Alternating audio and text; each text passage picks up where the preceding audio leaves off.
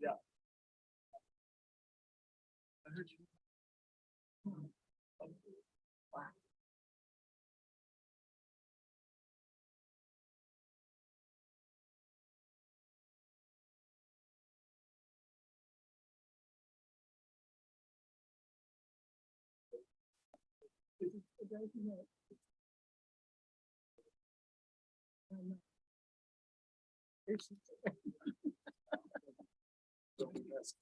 Oh, yeah, thank you.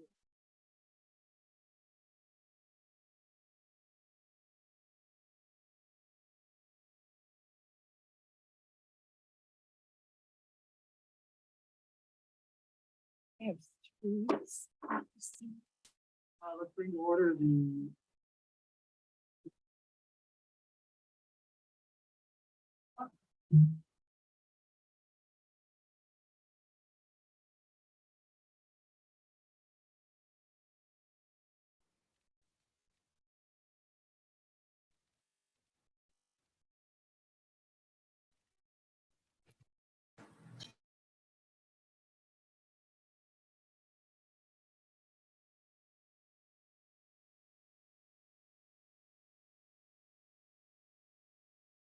Yes, we have Mayor Smith.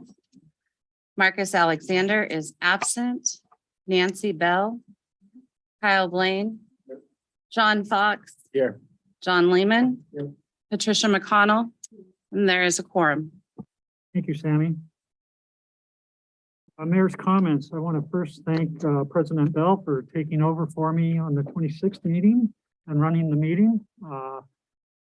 We took a last minute vacation to Grand Canyon and enjoyed it thoroughly. So thank you. You're very welcome. Most of you will recognize that I have a new chemo hairdo.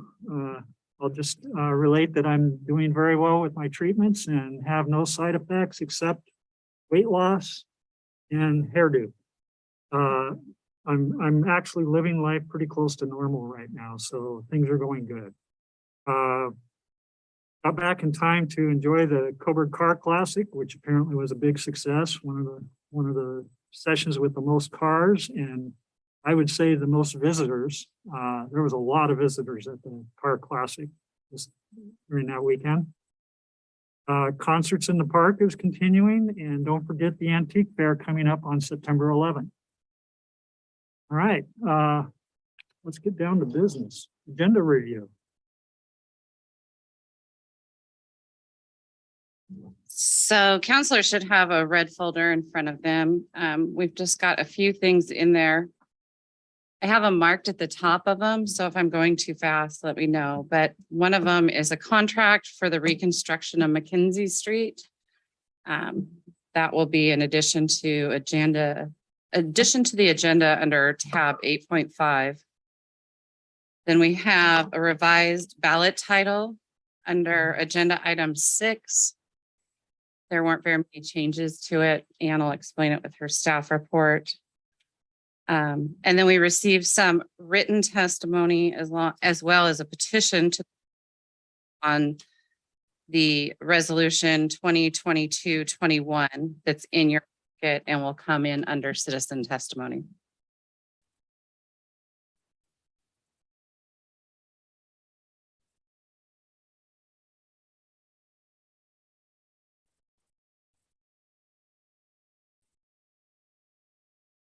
Everybody got that figured out?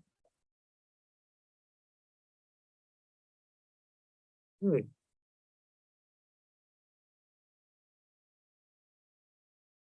We'll move on to citizen testimony. There's a big agenda tonight, so we would like to consider, we will consider to streamline the meeting and accept the citizen testimony during specific agenda items.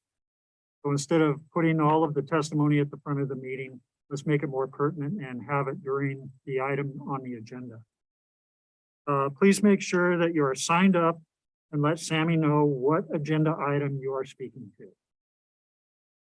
And where's the sign up paper? It's on the table over there. Okay, we do have written testimony from Karen Corey and the petition that was mentioned in the red folder. Comments or questions from council?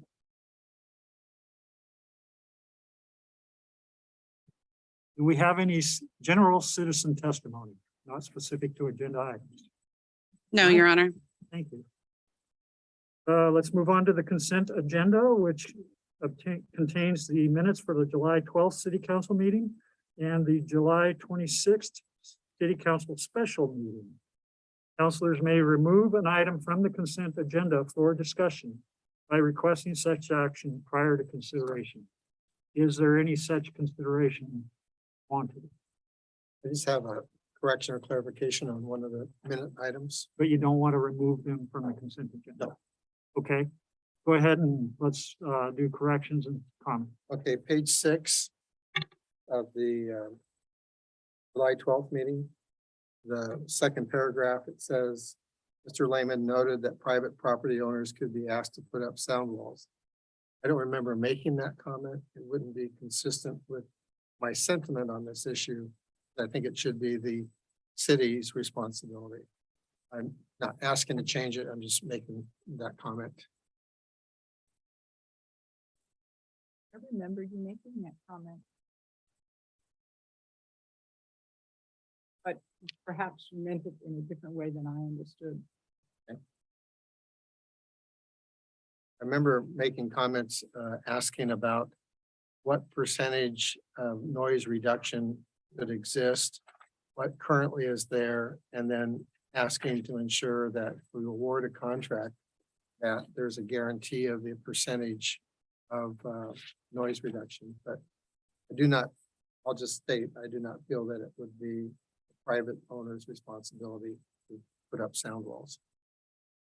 May I ask a question?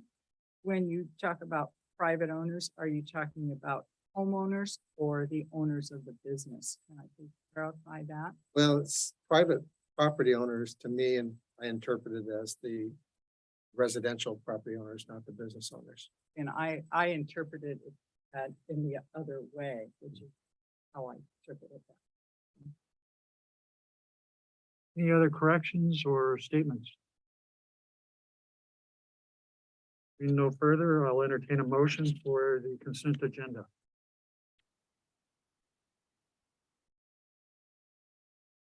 I move that we approve the consent agenda as presented, Amended. as amended. I would second that.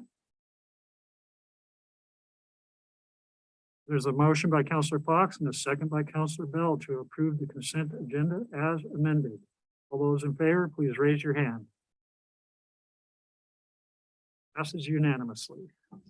Mayor, can I get clarification on the amendment? Are we striking that statement from Counselor Lehman? Is that what's being requested? If it's credited to Counselor Lehman, I think he should have the right to strike it. Perhaps clarifying not the residential private property owners, but the commercial property owners. Is the clarification. That work for you, Sammy? We need it on record exactly how we want. We can either strike it or how exactly do you want it to read in the minutes? Okay. So if we look at it verbatim here, it says, Mr. Lehman noted that private property owners could be asked to put up the sound walls. To be amended, Mr. Lehman noted that the private commercial property owners could be asked to put up the sound walls. Got it. Thank you. Thank you. Right. With that vote passes unanimously. Let's just make sure because we did clarify it. So all those in favor of passing the consent agenda, please raise your hand. Thank you. Passes unanimously. Ordinances and resolutions. Be attached.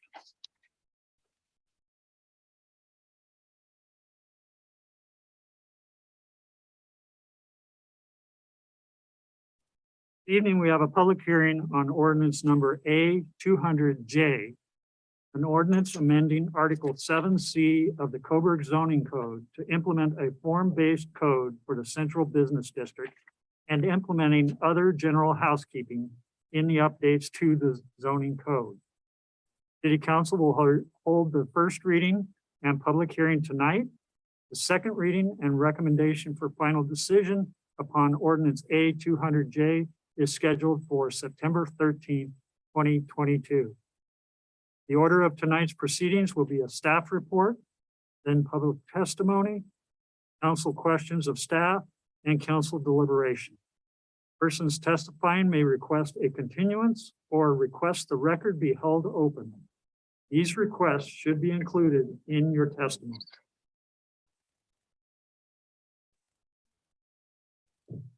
I will open the public hearing at 7:10 on ordinance A 200J, an ordinance amending Article 7C of the Coburg zoning code to implement a form-based code for the central business district and implementing other general housekeeping in updates to the zoning code.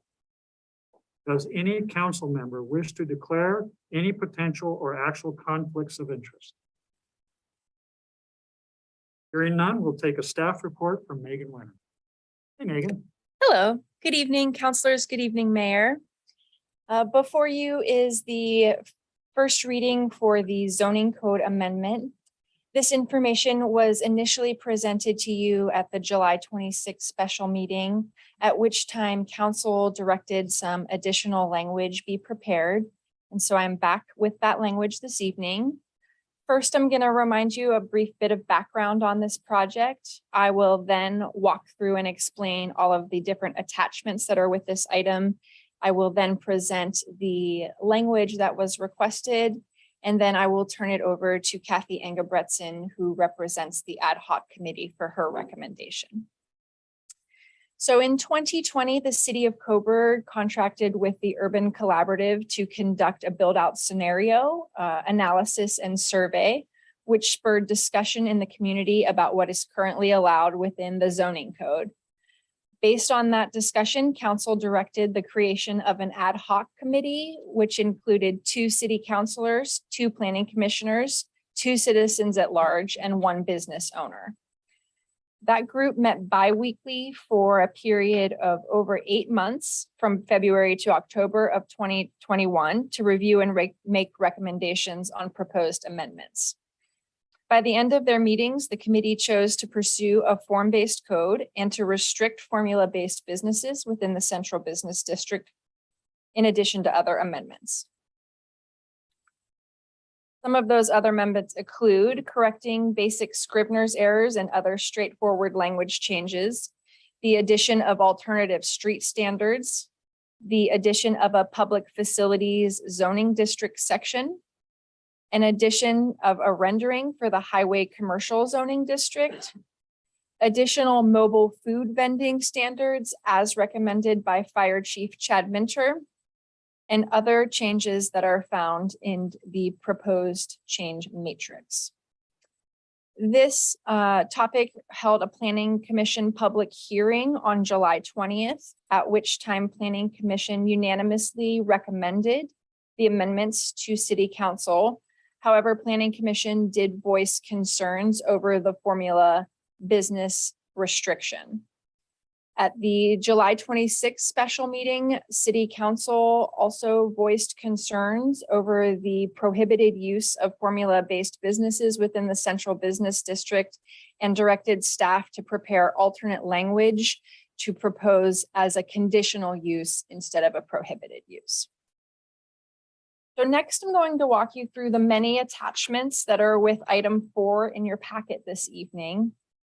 The first is Exhibit A, which accompanies the ordinance itself. Exhibit A is the entire zoning code document in a legislative format.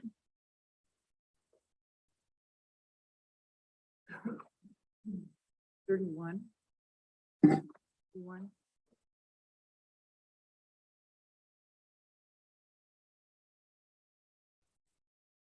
Did you get an answer to that, Councilor Lehman?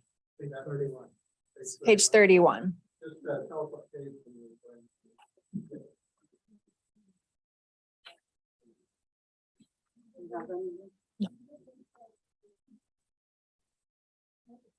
Councilman McConnell, go ahead.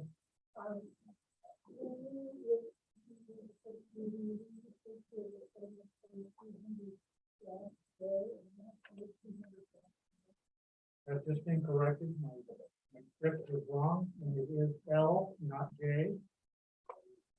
A200L.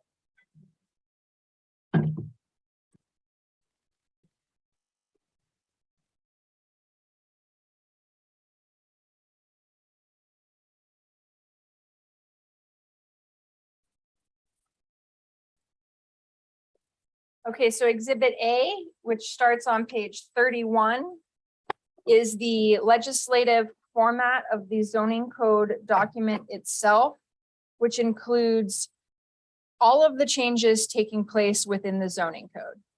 The changes are in red, and this contains all of the word changes as well as the additions and renderings.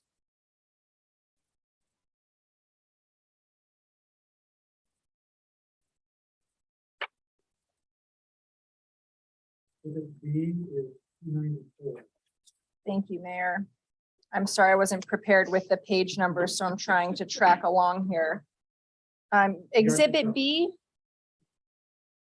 also accompanies the ordinance. That document is the finding of facts in support of the ordinance.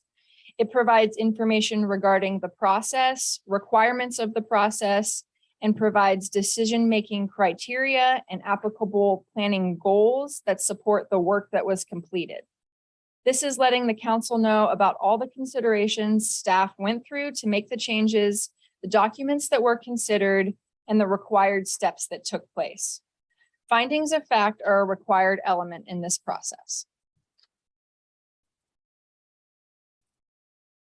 Exhibit C, attachment C is 314.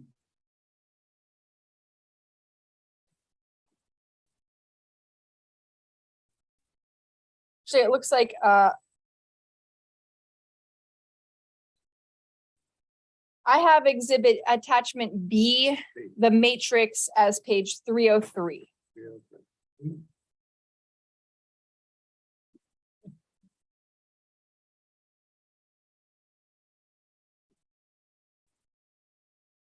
Okay.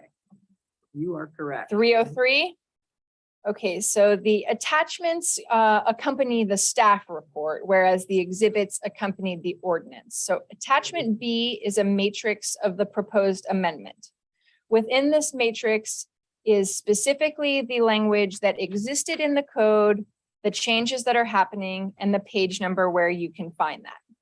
This document is prepared for the Department of Land Conservation and Development, or DLCD.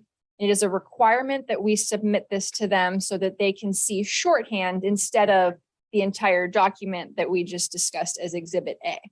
So this is a little shorthand to see the existing language, how it's changing, and what page to find it on. If you want to see that change in the context of the rest of the code, you'll need to go back to Exhibit A to see the rest of the content.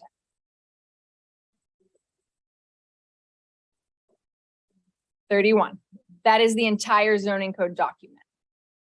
So these, all of the attachments are repeats of what are in Exhibit A.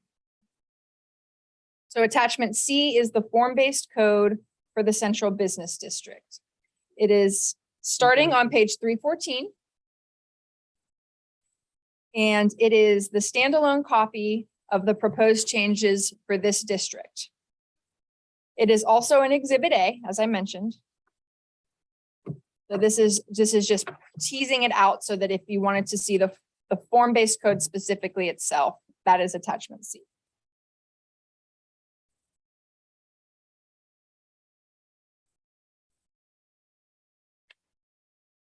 You're taking questions now? Clarifying question, there is a time after the public hearing closed for the discussion and debate.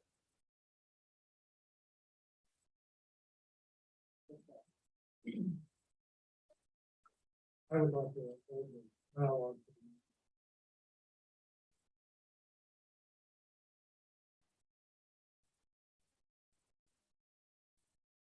Attachment D can be found on page 338.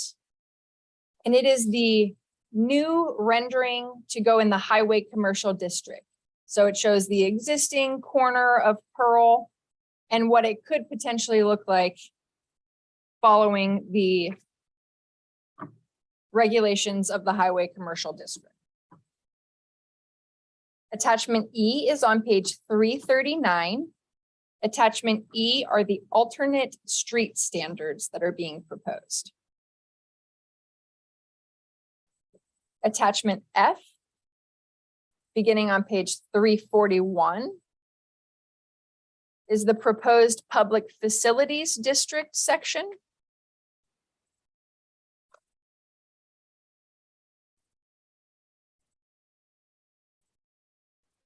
That's followed by attachment G on page 344, which is the recommendation memo from the ad hoc committee.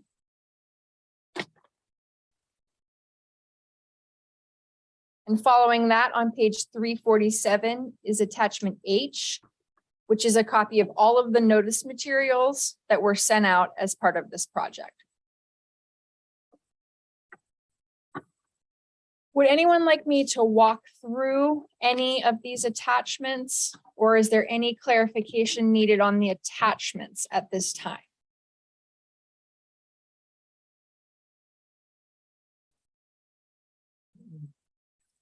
Okay. So next I'm going to walk through the language changes for the formula-based business that council directed staff to prepare for this meeting. On page 226 of your packet, you will see the addition to the conditional use section of the code, where letter D is being added. And this is the use criteria for a formula-based business that would be less than a 10,000 square foot building footprint. A formula-based businesses less than 10,000 square feet may be allowed if it does not adversely impact the character of downtown based on consideration of the following criteria. 1, the availability of other similar uses within the district and within the vicinity of the proposed project. 2, the formula-based establishment will contribute to the small business and entrepreneurial environment.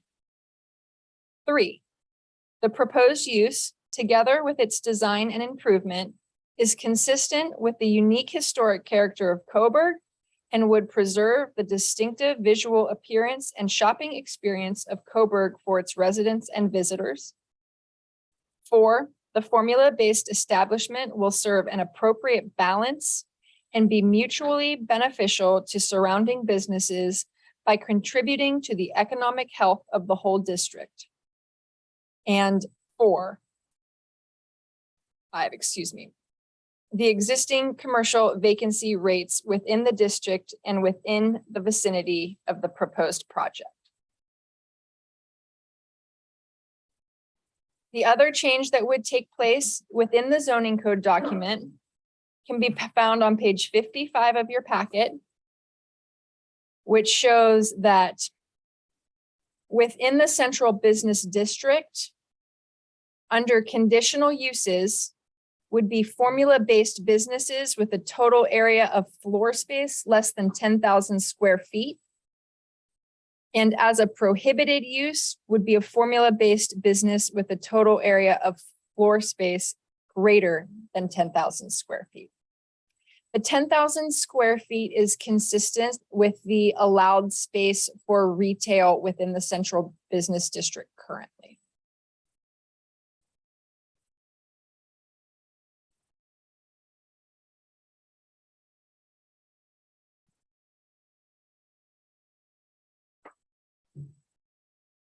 I will now pass it off to Kathy Engebretson, who is the ad hoc committee representative presenting the recommendation.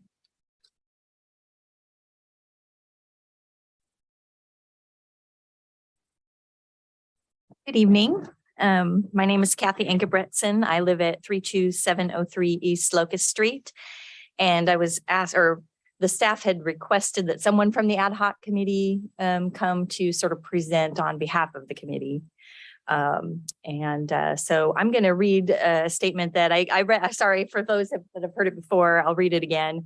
But in the event that somebody new is here that hasn't heard, I'll get going here. So on behalf of the Ad hoc Development Code Citizens Advisory Committee, I'm here as a member to present our recommendations. Before I address some of the specifics, I think some background would be helpful, maybe for anyone in the audience that is not as familiar with what we're really talking about here.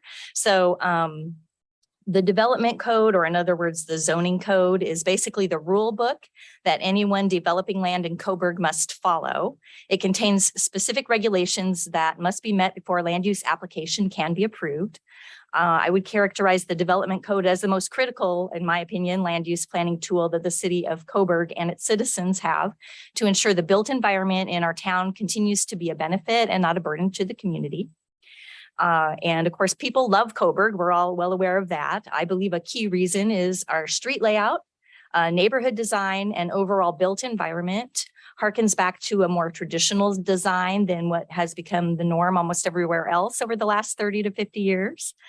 And my feeling is, in order to preserve Coburg's treasured character, and I think there's a lot of people on the ad hoc committee that feel the same way, we as a city have to work to, we have still some work to do to upgrade our development code. So with development pressures knocking on our door, it's important to complete as much of these updates as possible, as soon as possible. And, some folks have said they've looked at our code and thought, well, gosh, for such a small town, you all are ahead of the game, you're fine.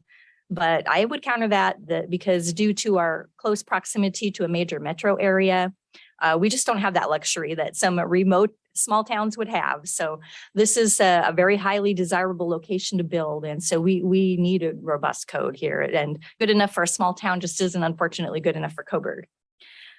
So meaningful and substantive code updates like these have been needed for a very long time, but much of this work has been put off for decades because it does require funding. Again, that's a little bit of my personal opinion there, but development code is technically complex and legally binding. And I feel that it's too much to ask, really, to just rely on volunteer community members to try to wordsmith stuff like this. You got to have somebody that is highly experienced and qualified in land use planning. So in decades past, of course, Coburg had to fund other priorities like the wastewater system. And so that's why this land use planning work has been put on the back burner. So I'm excited to say that with the recommendations put before the Planning Commission and now the City Council, we're finally on the road to fixing some of our inadequate and outdated and confusing code language so that planning commissioners, staff, and applicants have the tools they need to carry forward what's so great about Coburg into the future. So more specifically about this proposal, the recommended changes presented now are primarily pertain to Coburg's central business district, or in other words, that's Coburg's downtown. And then we're also tackling a few other items that are what we consider low-hanging fruit in other districts. But the central business district, as was pointed out, was chosen as the first to review partly due to extremely limited existing code that basically it sort of allows an anything goes situation with development in the heart of our downtown. And so recognizing this risk, the city did a public outreach in 2020 called the Build Out Scenario Project. And then the ad hoc committee was appointed by the City Council and used that Build Out Scenario Project as a jumping off point. So then for a couple of years, this ad hoc committee met and we're pleased to recommend the code changes that you see. We feel it's going to make a substantial improvement to the rules for our downtown development. And I think these rules strike a good balance between trying to require a classic looking Main Street, which is what most of the people in Coburg, I think, want.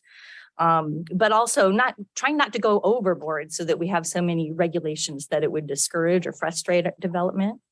And just a little bit more on the detail, the form-based code is really code that gets at sort of what the buildings and the lot look like. And so that's what is meant when people say form like form as in form and function, form-based code. And I would say the main theme of that form-based code, which is really the main course of the proposal, is really about that, trying to make sure that our core part of our downtown, that core part of that main street looks like a historic or a traditional main street.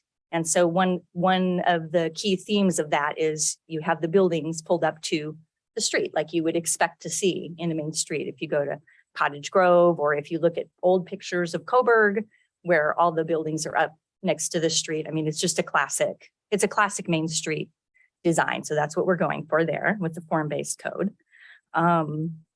And then a little bit on the chain stores. Unfortunately, the terminology is a little confusing. Those are called formula-based businesses. Don't confuse the two.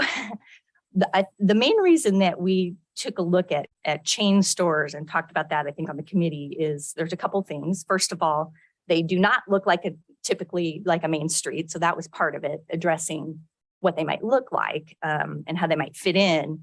But also there is some concern about certain types of chain stores that communities have found once those types of stores come in, it can drive out things like your grocery store. So that you end up with neighborhoods that have a chain store that sells junk food like potato chips, but they don't, but then there's no grocery store in the neighborhood. So that just a little background context on why we were even talking about making some kind of restrictions on chain stores in our downtown. And I think that covers my comments. So obviously I'm happy to answer questions if you want to ask me, or obviously staff. Questions for anything about the ad hoc? Or I can wait and answer questions later if that's allowed. Counselor Blaine. You were looking at the formula-based businesses, and I'm assuming we're kind of talking about like a Dollar General type. Do you have any idea what the square footage is on one of those buildings? I'm assuming it's well over 10,000. I don't, yeah, I'm not sure.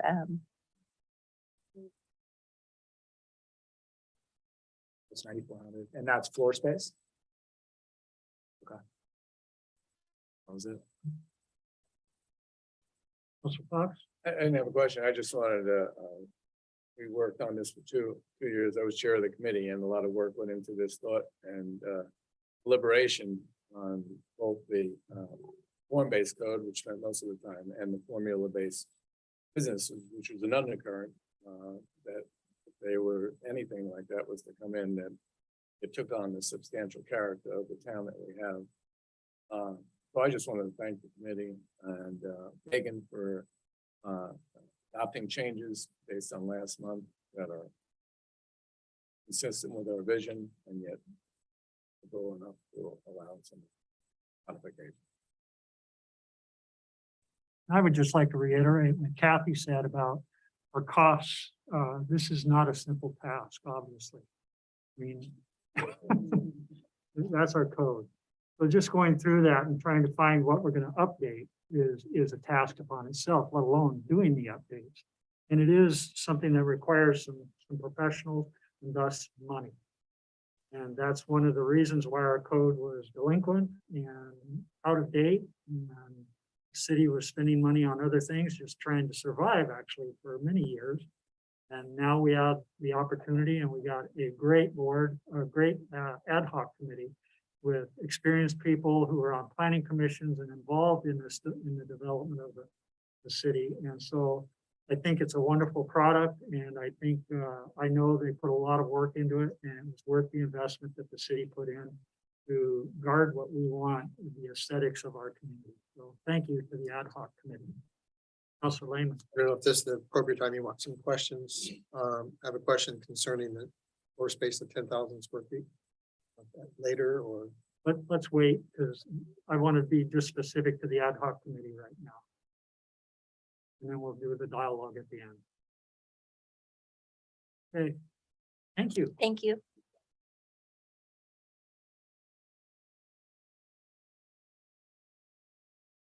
All right. Staff report. Well, that's all of the staff report. Public testimony.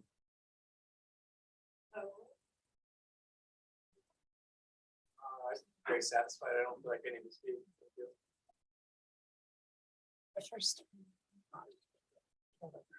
Okay. Robert Lamont.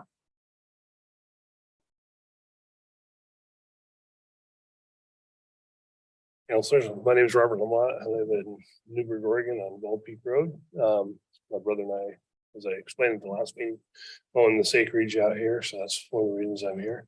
I think this is a step in the right direction. I like the proposed change to up to 10,000 square feet. That doesn't mean it has to be that size, you know, but and believe me, as long as we own the land, no Dollar General is going to go in there. So, but I think we're in favor of that so far, the changes that we've heard. I'm a little blind coming in tonight because I was hoping to get copies of that ahead of time so I could review it, but until it was read, I hadn't heard any of it. So anyway, I'm not gonna talk too much, I guess. I'm okay with the proposed changes, I believe, as they're written. So I think they'll work all right for development of the property. We have, Mr. Mayor, is there's 3.1 acres here. And when I first heard about a lot of this, I thought, well, they're talking about what's going on the main street right here. But there's a lot of land behind, and I didn't want that totally restricted where you couldn't really develop it decently for the city. So that's why I came here originally. And I think, you know, working with the city and we get the main street the way you want it and stuff, and as we develop it, getting some nice things in there that help Coburg grow and are better for all the people. So that's it. Thank you, Mr. Lamont. And once again, I think dialogue is so important to have a successful outcome. And this shows council made direction and we got some corrections and we're moving forward. All right, that's all of the, you don't have anybody online or anything. Okay, all of the public testimony. Now it's time for council questions to staff.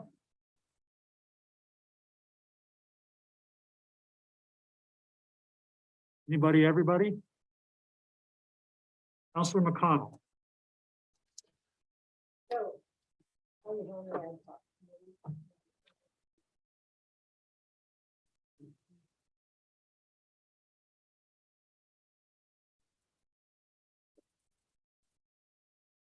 So when I read this, the average Dollar General.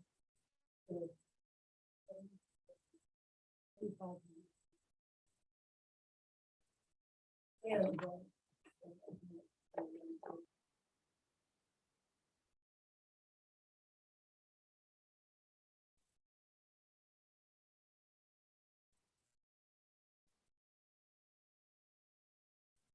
Councilor McConnell, is your mic on? not on, it's not Oh, there we go. there, sorry. Do I start over? No, go ahead. So that is a huge concern of mine. I know that you also, the Lamonts had also talked about an Ace Hardware store. And they have a process now for what they call an express store that is less than 5,000 square feet with incentives that go along with it. So just my concern is that we are still at some risk of having a Dollar General store in our downtown, whether it's on your property or on another property. The 10,000 square feet to me is not acceptable, and I'm greatly concerned about that. Well, the biggest concern we have is we can't pick out one vendor and say, I no, they're not understand. allowed in town. I understand that, but the idea that we had when we discussed this previously was that we could set a standard of square feet. And the 10,000 was set, but that would allow a Dollar General into our downtown.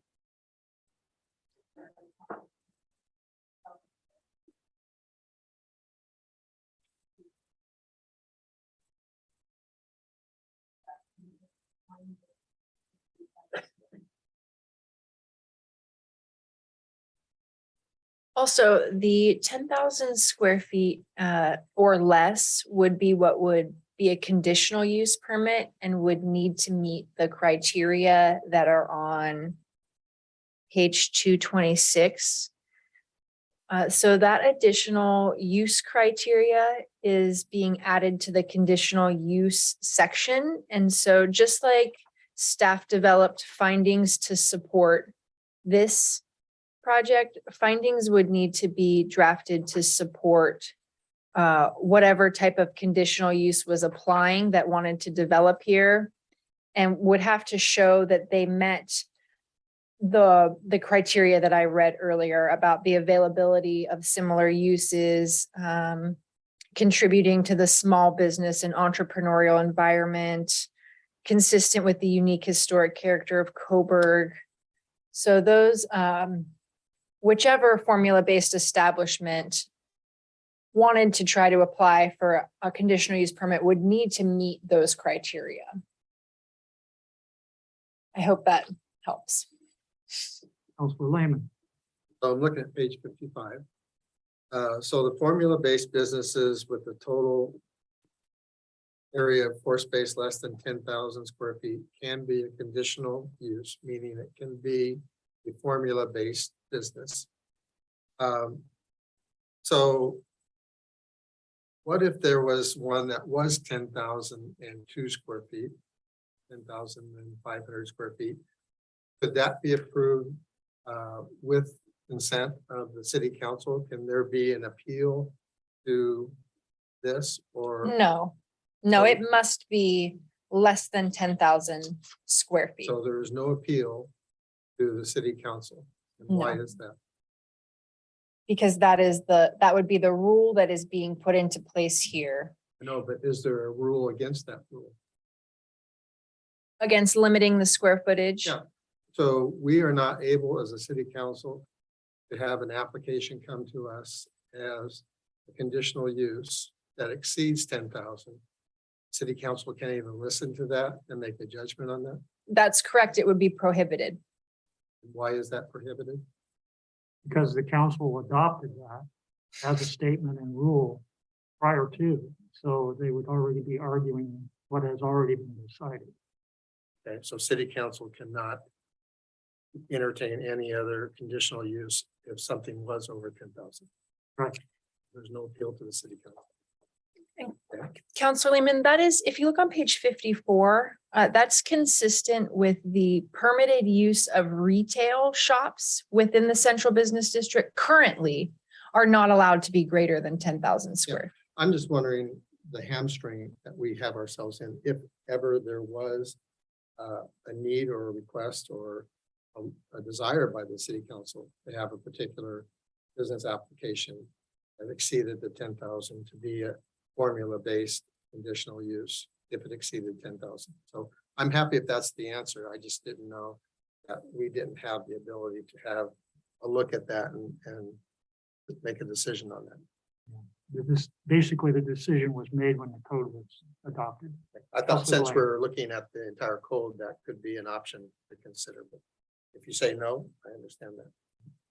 Yeah, Councilor Lane. I just remember when we were going through that, reason was there's larger parcels out there for those bigger formula-based businesses over 10,000 square feet. The idea with Main Street was to keep it that small, quaint. Yeah, I'm just talking about the other Interior, 3.1 acre. Right, which is still in the main core business district, which I think is the ultimate goal, is to keep those smaller. But there could be a possibility of, instead of two businesses that would take up 10,000 square feet, there could be a business that would be beneficial to the city that was 1,500 square feet or 1,200 square feet, but we don't have the ability to make that decision down the road. I understand I that. believe you mean 15,000. 15,000, yeah. And I think Councilor Blaine is right. It's about, if you want big buildings, put them out by the highway. So kind of similar to that, I talked to Ann a little bit about this and just wanted to clarify what was floor space, because sometimes we're seeing 9,999 square feet that has, 200 by 199 footprint. But then they also have a 12-foot awning or overhang that goes down one side or the other side. And Just to clarify, is that going to be considered part of the floor space? Because sometimes this is being used for business, they either restaurants or other merchandise is sold on that space. So is that calculation in here or prohibited? The floor area would be the building footprint itself. So they could or could not have a 12-foot awning down 200 feet and conduct business on that. They could have an awning. It would not, I don't believe, count towards a building footprint. Just like a front porch in your building doesn't count as your. Yeah, so Right. they could have it down both sides, have 400 extra or 4,000 extra square feet. You want 200 feet by 200 feet. Good setbacks and overall architectural design of that area. Right, it would I know have, there's design in here requiring overhang for pedestrian usage. It just says any pedestrian way is to have covered space. kind of like the Coburg Inn. Yes.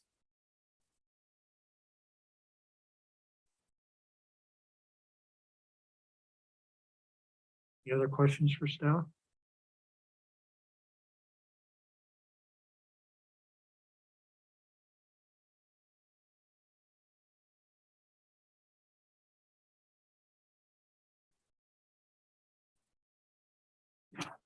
For clarification, I imagine the Dairy Mart and the Odd Fellows Hall and what used to be the Coburg Inn is now Chiefs. Those are rather large parcels. They're close to 10,000 square feet or just under. I'm not sure about the new Coburg Inn, but the Dairy Mart is just about 10,000 square feet.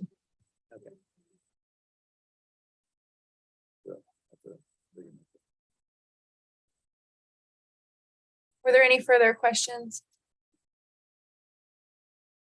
Thank you. Thank you, Megan.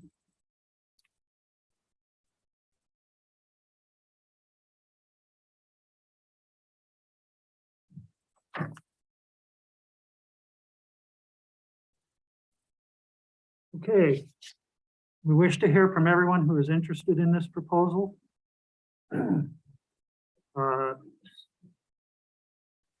Do we have anybody else signed up? Okay. I'm working around two scripts here.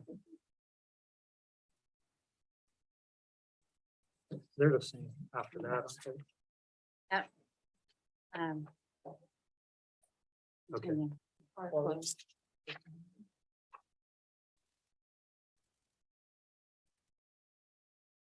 Is there any request for a continuance or to hold the record open?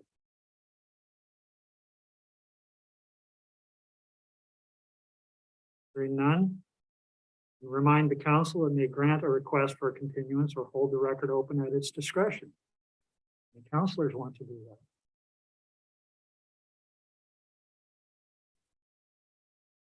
Hearing none, I will close this hearing at 7:48.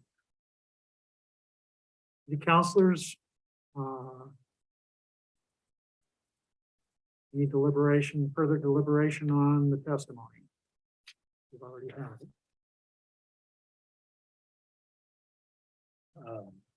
September 13th will be the second reading. Councilor Blaine?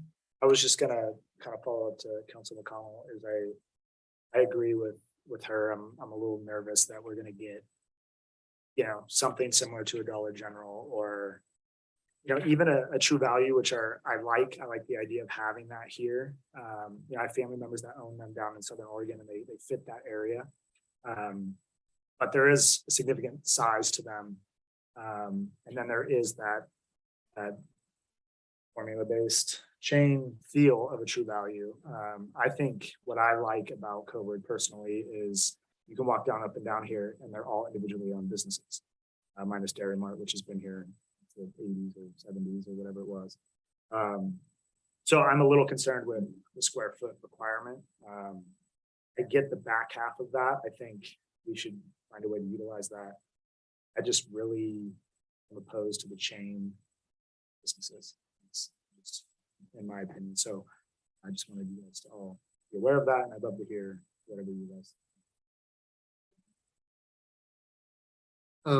So let's say we did have a business like Ace Hardware or Do It Best.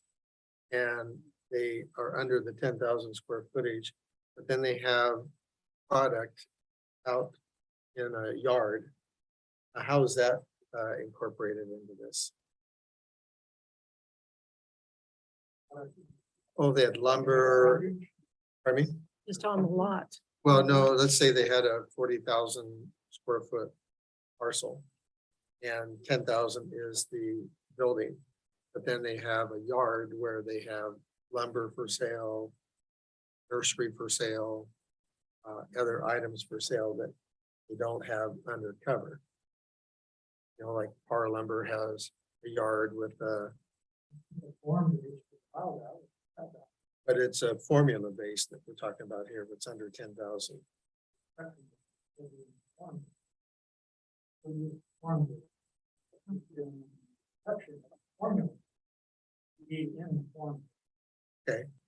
What happened? They would also have to include that in their application for a conditional use, and so that would have to be approved. That would be But it part could of be their approved. application. It would come to the city could council. be. for It would come to the planning. That's where real. The planning commission is very aware of the items. that hold them accountable. Being part of the planning commission, that doesn't happen all the time. So it's really upon our planning commission, whole thought that we all want. I think, right. And I think in our conversation, you indicated that it does go to the planning commission first, but it could be appealed to the city council.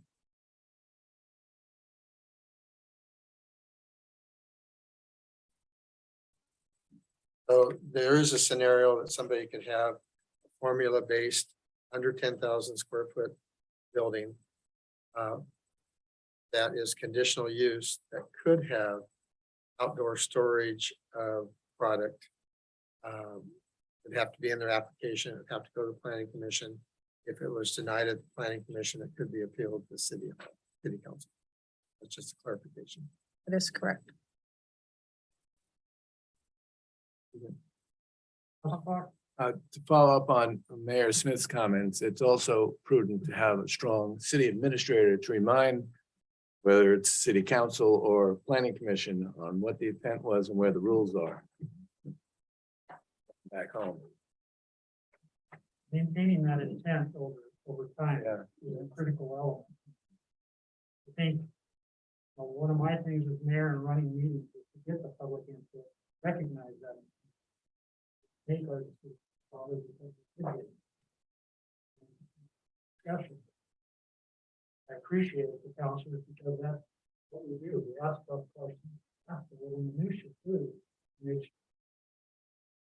But recognize that 5 years from now, our intent probably isn't going to be recognized partly. Yeah, that's up to continuing city staff, city administrator, the planning commission, and the staff support. To recognize why this part on page 226. I think these are good goals. Objective versus objective. If it's objective, hopefully you have strong planning commission members that hold this. Just will also note that some decisions are made by definition in here of a planning official. Some decisions are made by planning commission. Others are done by city council. Each has an appeals process. They're relative to what.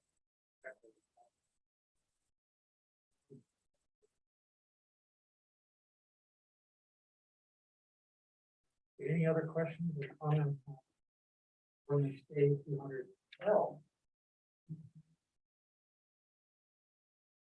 Or second reading.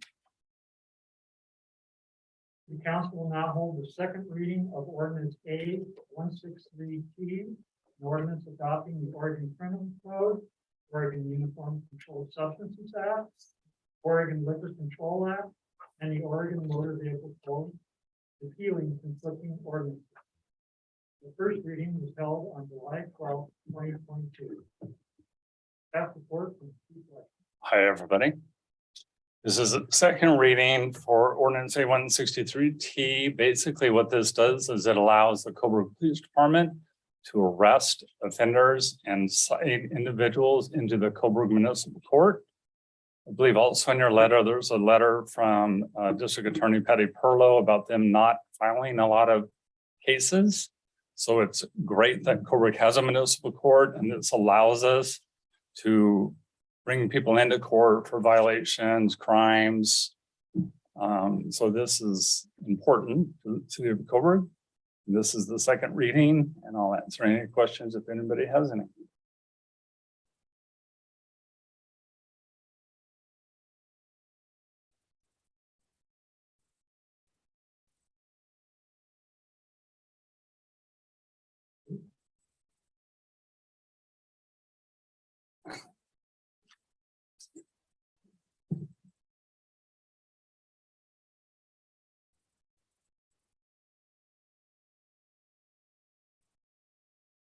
Any discussion from council? Hearing none, I'll entertain a motion. I move to adopt ordinance A-163-T, an ordinance adopting the Oregon Criminal Code, Oregon Uniform Controlled Substances Act, Oregon Liquor Control Act, and the Oregon Motor Vehicle Code, repealing conflicting ordinances. I second that motion.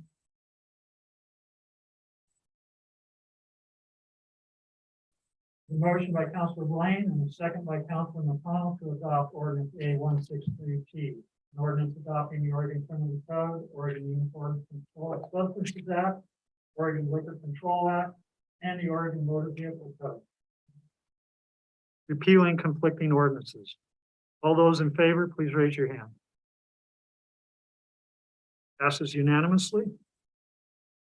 Thank you, Chief. Thank you. You too. Item number 6, resolution 2022-19.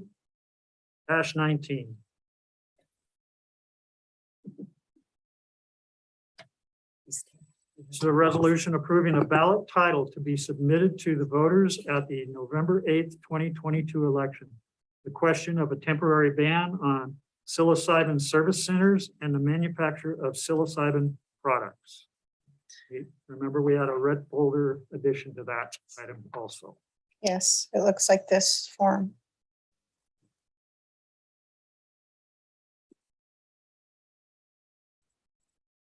Good evening, counselors. This is regarding Oregon Measure 109, which was a psilocybin program initiative passed by the Oregon voters on November 3rd, 2020. The program allows for the operational beginning in January 1st of 23, the operational use of some licensed facilities for psilocybin. It also allows for cities and counties to opt out of those facilities being located within their city limits. This is done by resolution to put it on the ballot for the voters. So the voters can vote to opt out as recommended by the city council. So this will come to election on November 8th. And the city council has already adopted an ordinance, ordinance A-254, which actually places a 2-year moratorium on the allowing for licensed facilities in Coburg. This allows for time for the state to put its guidelines together and have clear direction for what would be licensed, how they would be licensed. So this resolution is to place it on the ballot. The ballot language is included in the resolution. However, we did have to make a few changes from the language. We had too many words. And so the form that is in the red folder, SEL 802 is the exact language that we would be putting on the title. I think I had to take out like 7 words to make it fit. So it's slightly different, but not very much. So this temporarily bans psilocybin, the licensing of psilocybin service centers and manufacturing products within the city limits of Coburg. That on the November 8th ballot for the voters to make that decision. If the voters do not, if they do not pass it, then we will just follow the state law unless the council wants to go for further action to do something different. Just for clarity's sake, the state has already legalized Right, this. yes. And it's upon us to determine how we want to deal with it. And if we don't make a determination, in other words, like Ann said, if this doesn't pass the vote of the citizens, then we have to follow the state laws. Right. And I think that's an important thing that we really need to be aware of on this. We have to make a decision one way or the other, and actually it's the citizens by state law that have to make that decision. So that's why this is being forwarded. Yes, ma'am. A question, after the 2 years and the state has defined a little bit better for us what exactly this means for us, and it comes back to city council again,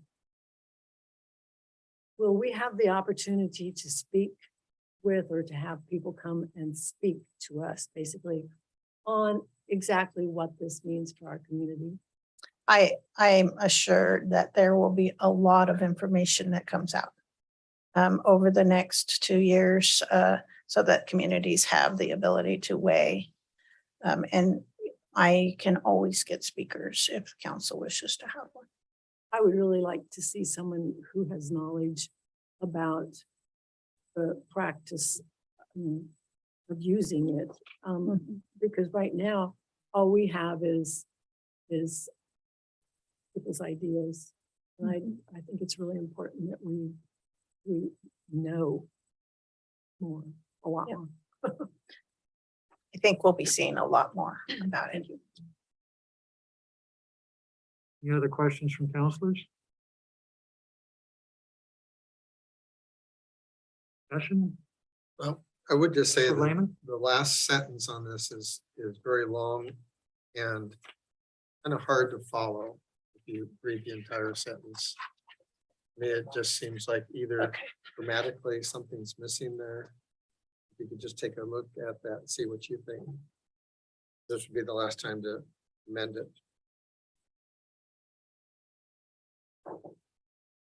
Ray, will you repeat that? I was talking. You want- Counselor Lehman? Are you talking about the sentence in the summary in on in the, so ballot. the last sentence says the city council believes that prohibiting psilocybin product manufacturers and psilocybin service centers within the city's jurisdictional boundaries to enable the adoption of the state psilocybin licensing and regulatory program to allow the city to adopt reasonable time, place, and manner regulations is in the best interest of the health and safety, health, safety, and welfare of the people of Coburg. I agree with Council Lehman that that is It's a, confusing. yeah. I don't think it's a lot of- grammatically correct. We need some, it could be broken up into a couple of sentences. Since this is going on a ballot, I think we should just look at it more closely. City council plays. To enable the adoption of the state's psilocybin licensing and regulatory program is a thought all its own. And then it will allow the city to adopt reasonable time.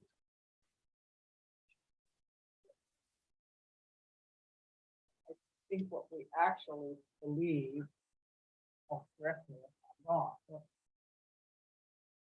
I think what we're asking is that the city council believes that declaring a temporary ban on psilocybin-related businesses and manufacture is in the best interest of the city to allow us to allow the state time to put forth their regulations. About this. Break that down. I think you had it. The city council believes the production down to centers within the city's jurisdictional boundaries. Period. Period. And then this will allow the city reasonable time to adopt Or prohibit. regulations in its best interest of health, safety, and welfare of the people of Coburg. So you want to use the words reasonable time, place, and manner because that's actually going to be code language. So if you need to place things in your code, so you say you don't want it in the downtown, but you're going to allow it out by the freeway, then that's what the time, place, and manner means. Well, So I just see that it's to adopt a reasonable time and manner, and time, place, and manner doesn't work, but reasonable time, place, and manner to adopt. Reasonable time is in the wrong place, or to adopt is in the wrong place. The city, reasonable time, place, and manner to adopt regulations. I think what Ann is saying, that the reasonable time, place, and manner needs to sort of be there. Right. We need to decide where it is, when it is, and how it is. The mayor's recommendation was to leave that there to move to adopt behind Yes. that. So to allow the city reasonable time, place, and manner to adopt regulations within its best interest of health, safety, and welfare. It's just making it to the. Yeah, you got that, Sammy. Well, if that, we're moving to adopt. That's the direction that we want to do. Well, I think we're covering time, place, and manner, and to adopt regulations. I don't know that is needed. In the best interest of health, safety, welfare of the people of Coburg.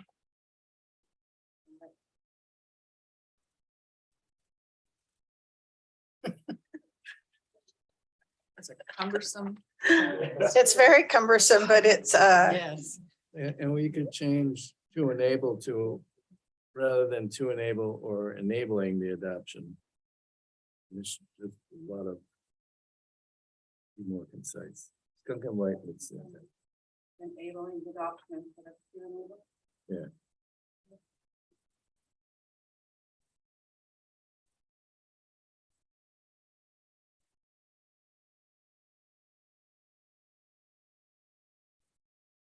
And again, to allow, make it allowing. Allowing the city.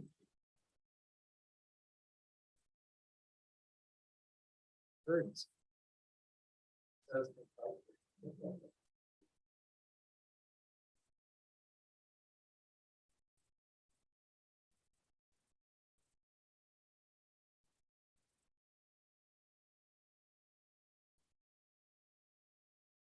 would someone like to read that? Let me try. The city council believes that prohibiting psilocybin product manufacturers and psilocybin service centers within the city's jurisdictional boundaries allow the adoption of the state's psilocybin licensing and regulatory program, allowing the city reasonable time, place, and manner to adopt regulations in the best interest of the health, safety, and welfare of the people of Coburg. Which one? Adopt, We have enable and adopt. allowing, Allow. Yeah, it can be both allowing, I don't, label, enabling, allowing, as long as it's ING.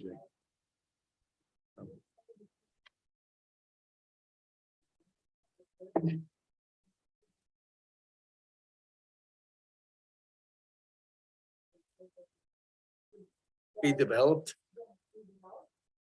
And thus we can make decisions based on the state's development. Break it down into two things. We want an eighth grader to figure. No, but they ought to be able to understand what we're saying.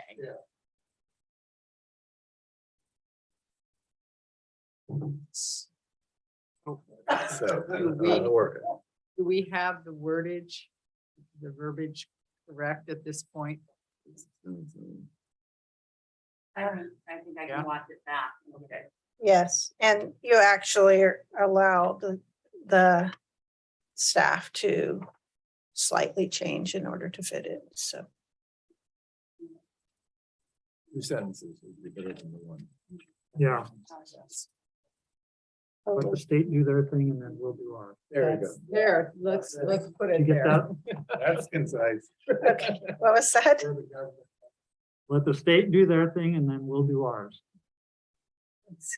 You got that, Sammy? As I tell the state legislators all the time, keep your state out of my city, please. This actually is recommended language, just so you know, staff did. Well, So, no, we did not. This is actually recommended and circulated language, so. Well, I don't, as a voter, I don't know that I'd understand No. reading it when we were trying to I say. agree with Counselor Lehman. You lose it somewhere in the middle of that. Sounds like bamboos and lawyer gobbledygook. Okay. Tammy, do you have enough to make the amendment and place it on the ballot with our approval? Okay. And I'll entertain a motion for such. I move to adopt resolution 2022-19, approving a ballot title to be submitted to the voters at the November 8th, 2022 election. The question of a temporary ban on psilocybin service centers and manufacture of psilocybin. Have to say as amended. No, I don't think so.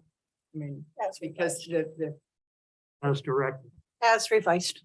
as, revised. okay, as revised. Second. We have a motion by Counselor Bell and a second by Counselor Blaine to adopt the resolution 2022-19, a resolution approving a ballot title to be submitted to the voters at the November 8th, 2022 election. The question of a temporary ban on psilocybin service centers and the manufacture of psilocybin products as revised. All those in favor, please raise your hand. Passes unanimously.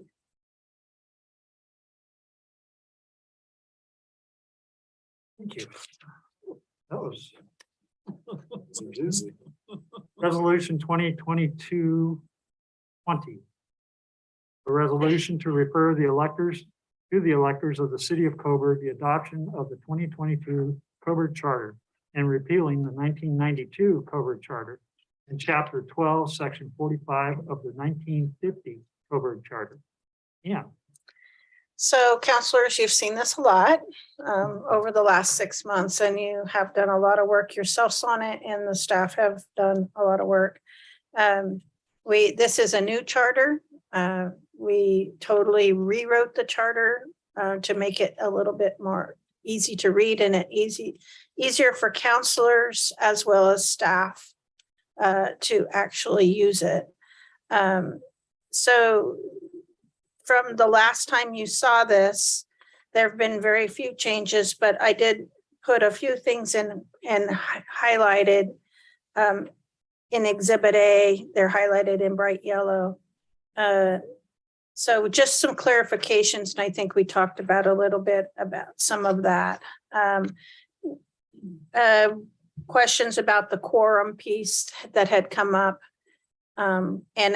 And ordinance adoption. So how do we adopt an ordinance? And just some clarifying questions about what happens if there's a change in an ordinance between reading 1 and reading 2. Can we do that? And what do we have to do if that happens? And so that is in there.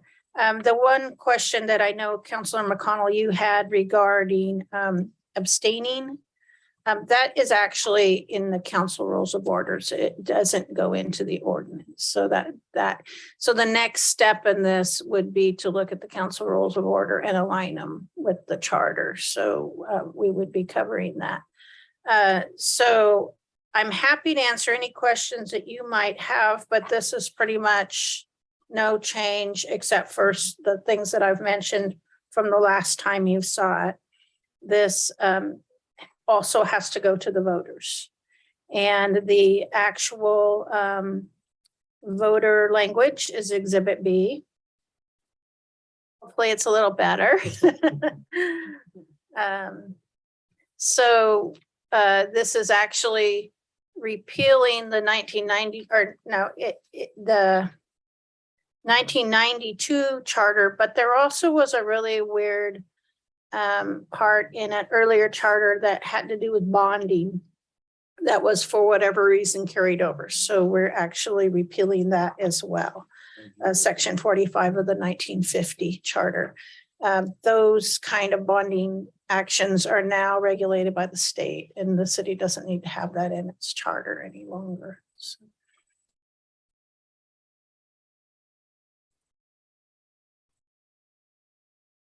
Questions, Councilor Lehman? So on page 369 F, there's section 4.2. I'm assuming everything that's in yellow is as an amendment. Is that I correct? just highlighted the whole ordinance section because it was a section that we just took a lot of time to look at and rewrite some parts of it.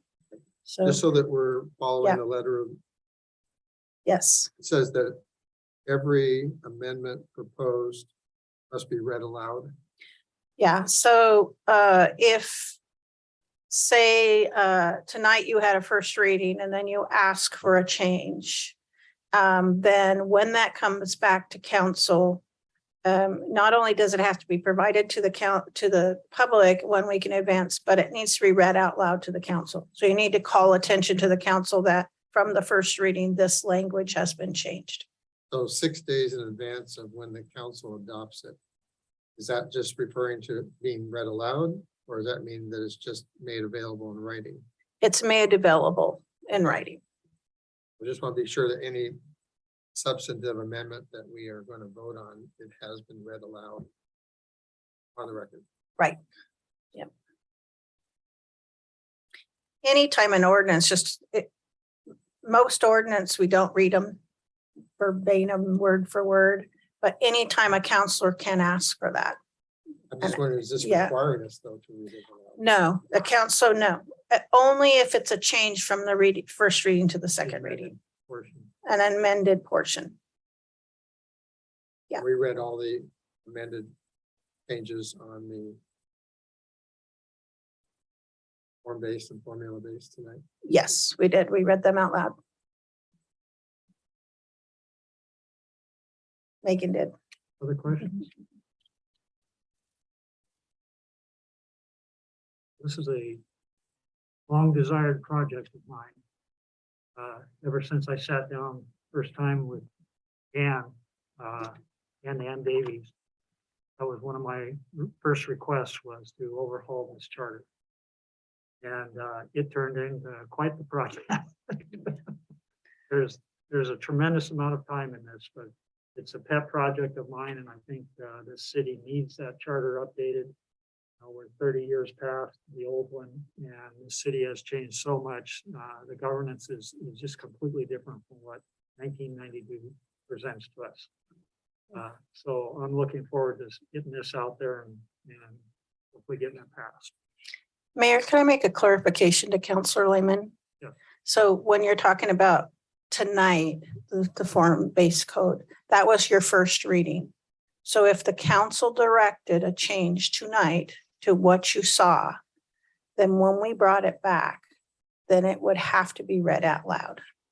So just to clarify, we didn't read all the changes tonight because it's a first reading.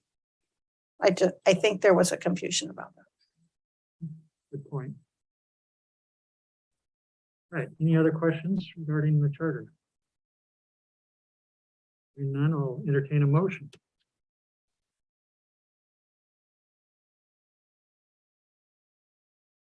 I move that the city council adopt resolution 2022-20. A resolution approving the 2022 Coburg Charter and ballot title, placing a measure to adopt 2022 Coburg Charter and repeal 1992 Coburg Charter and Chapter 7, Section 45 of the 1950 Coburg Charter. It's Chapter 12. Yes. Apologize for that. Have a second. Second. Okay.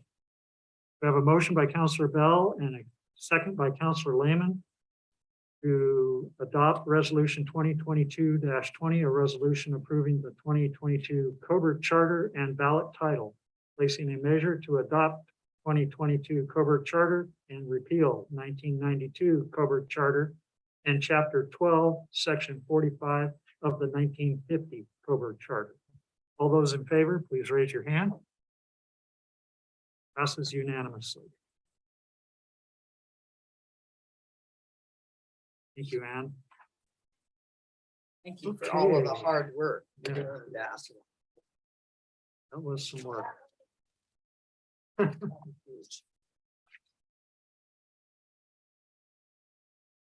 Moving on to resolution 2022-21, a resolution conditionally accepting the dedication of a portion of Macy Street.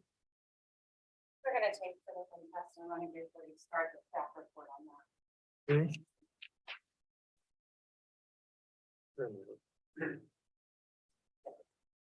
Very cute request.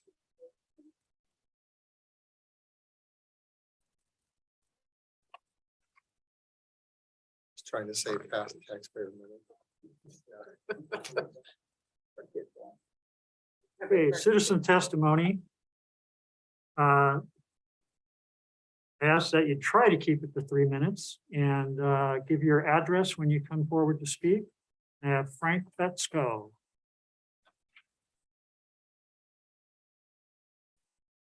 Thank you, council and mayor. My name is Frank Fetzko. I live at 91227 North Harrison, right at the corner of Macy and Harrison. I'm here to protest the road possibly being put in between us and the Hoffmans, the property being sold. I've lived at that residence for 40 years now and have enjoyed having a nice, quiet, peaceful neighborhood with not a lot of traffic. Part of my concern is the traffic noise and possible vandalism of a road coming through there. And people that live outside the city of Coburg that come through the town, instead of coming through the downtown area to go out to, say, Harrisburg or out in the country, they'll take the back roads, cut across Coleman over to Macy and then back down North Willamette so they could avoid fighting downtown. Another concern is the children in our neighborhood. They can play in the streets and not have to be concerned about traffic flowing through there and fast cars flying through, and our pets and cats from being hit by cars. It's been a quiet place to live. It's been very peaceful out at that north end of our town, and it's been like that for ever since I've been here, 40 years now. Since I got my letter in the mail about this hearing, I kind of sat down because I'm disabled and I'm at home all the time. I was kind of counting the cars that were going down our street that are not our neighbors. And it's only like 4 cars a day, 5 at the most I've counted, that drive around the loop down Harris and then down North Willamette. And I know that that would change dramatically, having another section added on. And a 30-foot road going down the middle or down the side of my house would take all the privacy away from my backyard and privacy for my house. Other thing I'm concerned about is the tree, the maple tree, the historic maple tree on the corner. I believe it's number 196, if I'm not mistaken, on trees. And I know that it would probably have to be taken out for them to put a road through there also. I'm upset that it's a contractor who's buying that house next to us and is, foregoing some of the property so he can slip this road through for his development. And I'm totally opposed to what he's trying to do as a quick measure to get access to that area. We had a fight prior to him building on the areas that he has back there already on Skinner Road, and it was turned down for them to open that road up into that area also. Also, we have that petition that you can see where everyone on our street on Harrison and on North Willamette, the majority of the people signed, other than the ones that weren't there. Only thing I can say is that I hope that the council looks at this a lot more deeply and conducts it as doing it the proper way instead of just shoving it through and allowing this contractor to do what he wants. That's what I'm here for. Thank you, Frank. Okay, thank you. April Verkades. Good evening, everybody. My name is April Verkaitis. I live at 91226 North Harrison Street. I am on the corner of Macy and Harrison.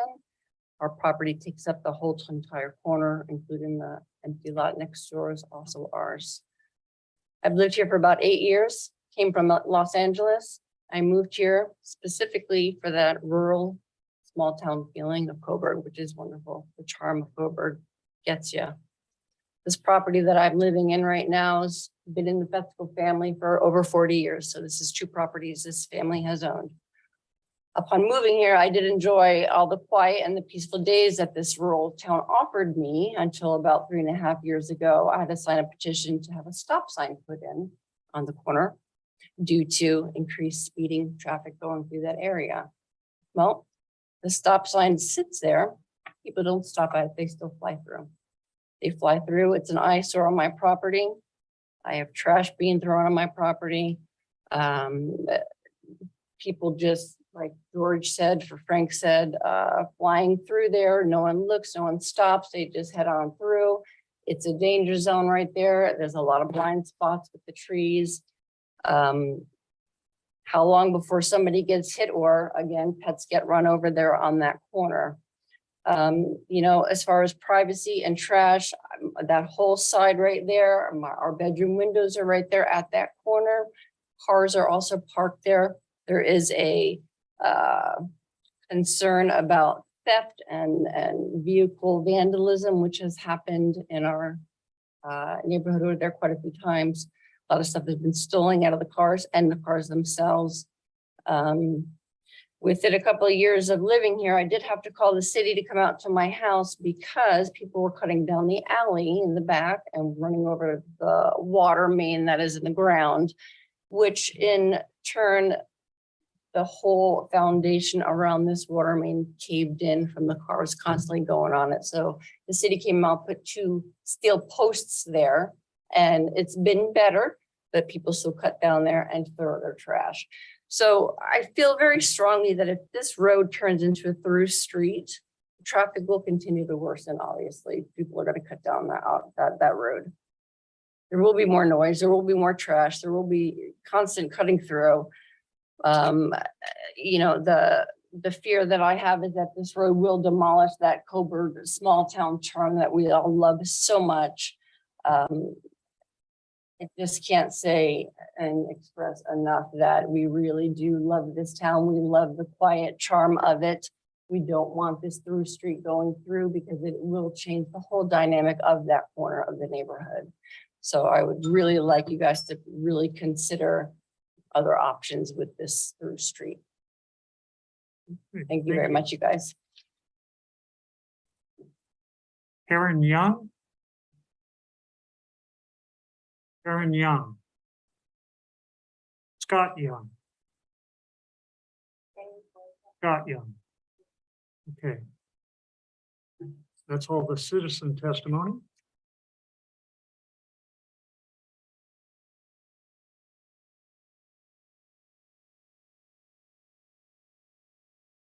Report from Ann.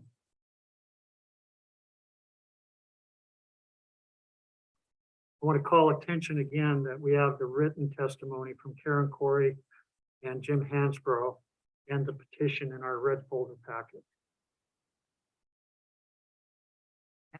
So this is resolution 2221. It's a resolution conditionally accepting a dedication of a portion of Macy Street to allow for the completion of Macy Street as provided for in the transportation system plan.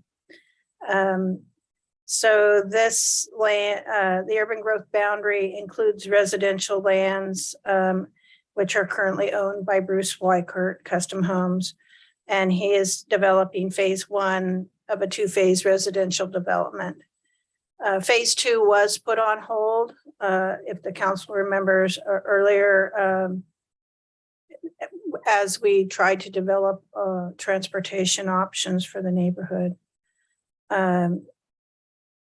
The landlocked urban growth boundary has been a long concern of the city. In fact, I have worked on it since I took over as city administrator, and we have looked at many options. That includes urban growth boundary expansions. We have talked to the region and really have tried to consider what is the best option for allowing for transportation into our really right now our only residential lands. The state does require that we have residential lands available for development. So, you know, we do have to work hard as a city to make sure that they are developable. So this is the resolution. I just want to be clear, as the resolution is to conditionally accept the dedication of the portion of the right of way. It is not the design of the road because that will come later. It is not,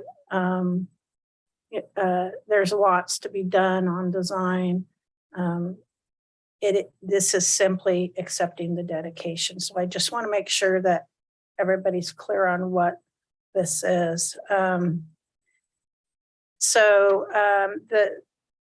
This dedication is supported by guiding documents, and this is kind of findings. If you go to page 389, findings, staff, when we are presenting something like this, we do have to find some form of backup of what supports this. And so both our comprehensive plan and our transportation planning in Coburg have policies that support this action. Then on page 393, Exhibit A, which is figure 11, is a copy of the transportation map from our transportation plan that shows how the transportation grid should be considered for the future.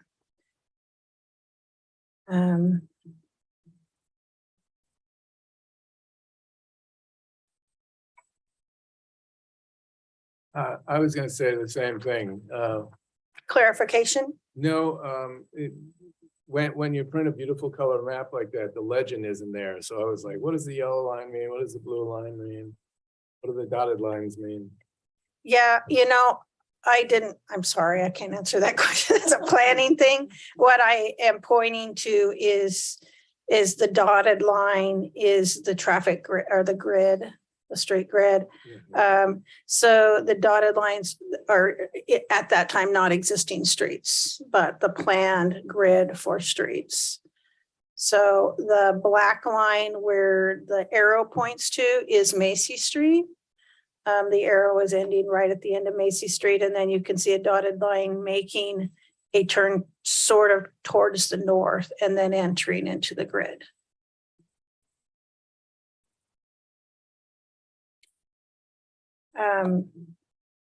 So the contained in the packet is your resolution, but it also contains an example of the deed that would be signed. So that's why this is conditional, because the council has to accept this before they would actually do this. They are purchasing the property. So again, conditional. That would have to be completed before they can dedicate the right of way.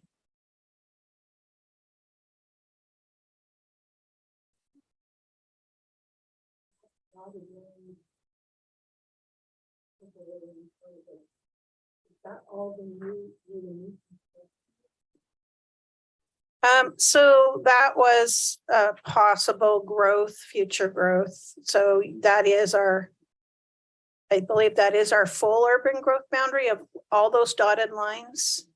Right now, the only urban growth boundary that is being developed would be on that one side. The other part has not been sold and is not being developed. So it's just really pointing out that the traffic grid that the plan was, as the city grew and developed into that urban growth boundary, that would be the plan for the streets.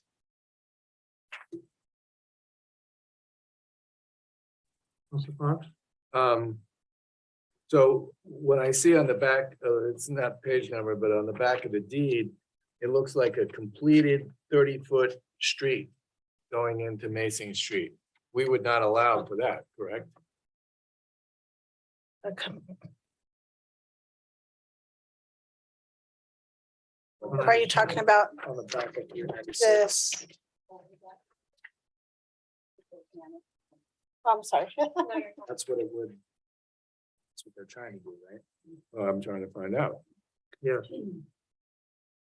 So it would be a dedication of 30 feet. So that would be, it can be 5 feet of right of way on either side of the street, a 20 feet across with 5 feet on either side of the street as right of way.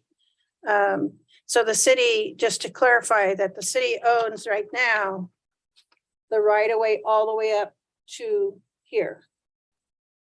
We can't see where you are. I'm sorry.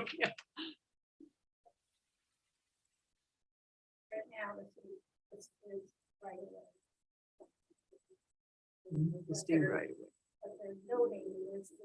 We already have. This. Yeah, yeah. Because that's the old railroad right away that the city sold.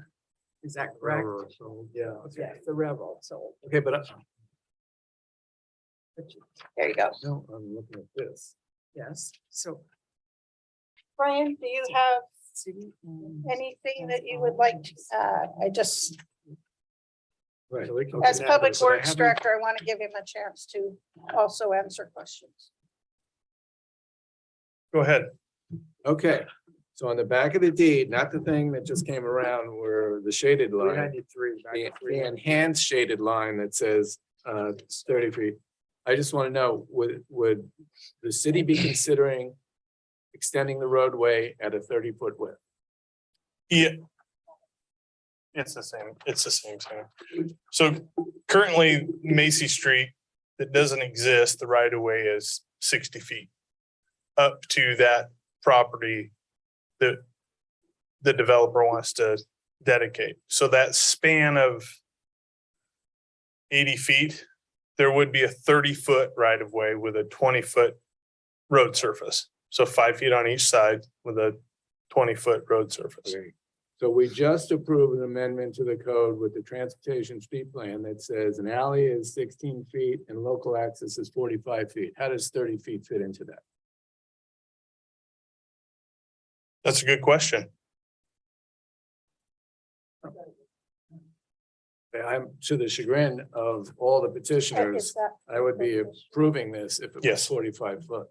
But I'm not in favor of So all this work. it's that part of the new design standards that we're putting forward though. Alternative design standards Alternative for narrow street. narrow roadways. So currently, yes. But there are alternatives to local streets. And when we talk about a span of 60 feet, it narrows up that road just a skosh and then continues back with a wider road surface. So it's a bottleneck Yeah, could be. and it would be two ways. Yes, it would be. That doesn't sound safe. 20 feet, there's quite a few city streets right now that are 20 feet wide. But the vision for the future is not to have 20-foot wide streets. That is correct. Aren't we laying the groundwork for the future with all this form-based code? And I realize we want two egresses for this property. Because the development needs that. We spoke so long about people getting in and out. Again, we're talking about 30-foot road. 30-foot right of way. And also, yeah, just for a short distance. It's just so there would be no there probably could not be any parking on this section. Whereas normally there would be parking allowed, we would have to not allow parking for just this short distance. Counselor Lehman? No one would live there. Obviously, it's just a dedicated right of way. So Counselor Lehman? So the width of the property that Mr. Weicker was pronouncing his name correctly, yes, sir. was 60 foot wide. Is that correct? Did he purchase? No, he didn't purchase the right of way. He purchased the home adjacent to the right of way. Right, but the land that he's owned and he's dedicating it is 60 foot wide, of which there'll be a 20-foot wide paved surface two-way and a 10-foot right of way on either side of the road. And then it goes the length of what, about 160 feet or so. Your property, if I understand, is tax lot 400, left of it. Correct. I have the railroad property that we purchased. End of Main Street, 30 feet. The land that he's trying to develop, he's only donated 30 feet property. I'm donating 60. And then Yeah. on the other side of Macy is tax lot 600. Is that an existing residence? there? I believe that is Mr. Fesco's. Yeah, that's you. Okay. Yep. I'm Mhm. 600. Okay, so two different properties Right. on either side of that. If this were to be approved, one of the things that your concern is privacy and noise. Would we be able to require the developer to put in an attractive 6-foot fence that would be along their adjacent property lines to be an accommodation? And I think that would come later after, because what you're seeing tonight is just the dedicated right away. So the design phase comes later. So we're approving just the dedication of the right of way. We're That is not- correct. We're not approving the street, The design of the street. but are we approving a street regardless of whether we're approving the design tonight? Are we just approving the potential of a street because we've agreed to a right of way? I would think that that's a better way to put it, the potential. So we're not tonight approving. a No, sir. street. We're just approving a step towards. That is correct. So we could gather more information and see what options we could be to mitigate some of the issues. That's, yes, sir. Counselor Blaine? I mean, I just want to say like, I'm a little worried about it. I used to live on North Harrison and knowing that traffic section through there is incredibly tight and, you know, to their points, it's very accurate. So I'm really worried about Macy becoming that thoroughfare through there, looping down Harrison into the park sections where all of our kids hang out and play. At this point, I don't like this at all. I know that the other alternative is very difficult and time consuming. I just think that doesn't fit our neighborhood structure to have an additional roadway through Macy into this new neighborhood. I think he needs to figure out an alternative with us. Might take longer, it might be harder for him, more cost prohibitive to him, but that's what we talked about originally when we approved his first phase, was finding an alternative. You really just moved an alternative down the road, you know, from Skinner to Macy, and I just don't agree with that, you know, and I'm hoping that the council has some input in that as well, but I wouldn't vote for this tonight.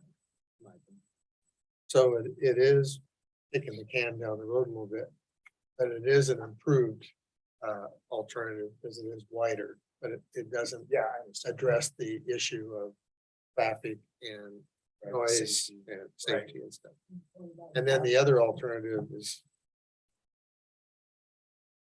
the urban growth boundary. Is that understood? Well, that's something none of us have authority over because that's involving. Well, we have authority over it, but it's spending a lot of money and staff time to do a housing study and recalculate all of our residential needs, commercial needs to expand an urban growth now.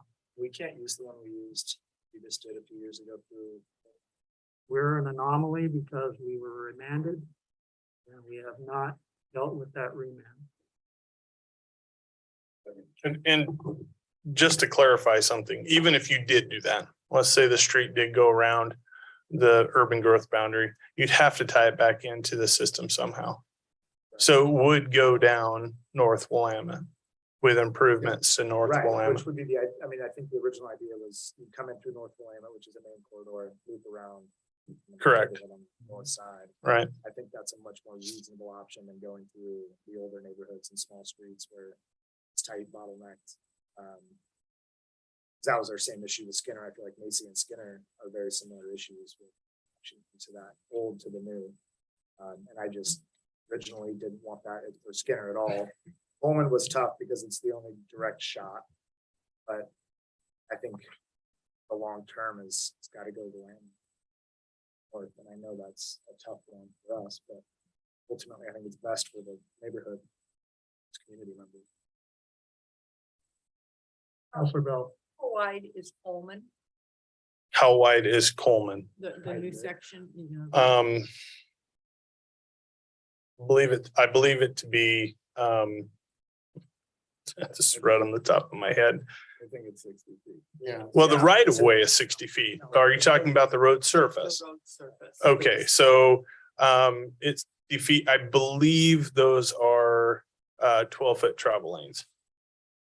So it's 24, I believe. I think I'd have to go pull a tape on it, but I've walked it off. Right. and I think Okay. you are correct. There you go. I We- measure with my and we, feet, you know, so. in all fairness, that is one of the things we were trying to do is, you know, when we're redesigning streets is to widen out the narrow streets. Obviously, without the luxury of curb and gutter and sidewalks, when you widen out a street, people either tend to go faster or the perception of people going faster is there. Whether one or the other is true, that's not for me to say. But the perception versus reality, that is a conflict that we see. So whether you have a bottleneck, a short section of bottlenecked 10-foot travel lanes. I that's something for the council to decide. It can be done, and I think that that's what we're up here to tell you, is that it can be done. Are there other options for that area that could be introduced in the design portion of the concern about Harrison Street? You could block off Harrison so that people could not turn there. You could make them go out to Willamette Street. So What Ann's saying is it would be, if you come up on Macy headed west, that would be no left-hand turn. You'd have to go out Macy. could not go to the, down, that's the part. I think It one was of the what things we- that we need to look at is the TSP shows this as an option to align our grid, and our TSP, our transportation system plan, says we should open up the grid. So even if we go to the north end, go through all the trouble of expanding our UGB and going to that north end, we're still driven by our mandates from TSP and others to open up that grid. And so I think, talk about kicking the can down the road, that's what we're doing. It's just gonna move it over one block. I think there's some design standards, but again, this is not the time where we can set design standards. I think there are design standards that can be put in to give that neighborhood a better feel and safety, and get rid of the through traffic on it. But either way, we've got to have a grid system to get these properties accessed. And I understand the neighborhood aspect and the feel of it. We can't mandate the design right now, but the design is certainly in our hands when it comes up. Councilor Lehman. Just trying to remember back to some of the conversation with the Skinner egress to the Whitebird subdivision. One of the ideas that came up was, okay, initially it was going to be a two-way street, as I understand. Then I thought there was some discussion of being just a one-way street. And then I thought there was a discussion of being a bikeway. So is any discussion or thoughts about this extension being just a one-way street as opposed to being a two-way street? And we're. Yeah, you need egress and Ingress, egress. There- you thank have to you. have both Yeah, of those. Only if there's an expansion of what he can build out there, right? I mean, right now, that is correct. So Coleman phase Street. 2 is the. Yeah. Right. One of the things that the city's in a pickle over is we have to plan these things. And so we go back to our transportation system plan, which was adopted in 2013, I believe. And we planned for this, and we have our UGB residential lands that are required by state. We have, as a city, we have to plan for those things and the access to them. But one way or the other, we have to keep putting energy into getting this access to those properties. And we tried really hard to go around the north end and do that, but the state is just pushing back on us. And I suspect part of that is because of our remand that we've not pushed to update our UGB, which we really don't want to do because it's expensive and it's really not going to be fruitful for us. So if we take this on and get this egress, and we put some design standards in, and particularly not allowing southbound travel from here onto Harrison, I think we can maintain that neighborhood aspect of that street. But one way or the other, Macy and Willamette Street are going to be connectors basically to get to the street, to Willamette Street. Councilor Fox. So I'm not against curvy streets. It's Becky's, they're all over the place. Tax lot 300. I don't know who owns that, but if this little easement comes from tax lot 300, why can't an additional 15 feet, so it's 45 feet wide, and we get back to standards we're trying to adopt as opposed to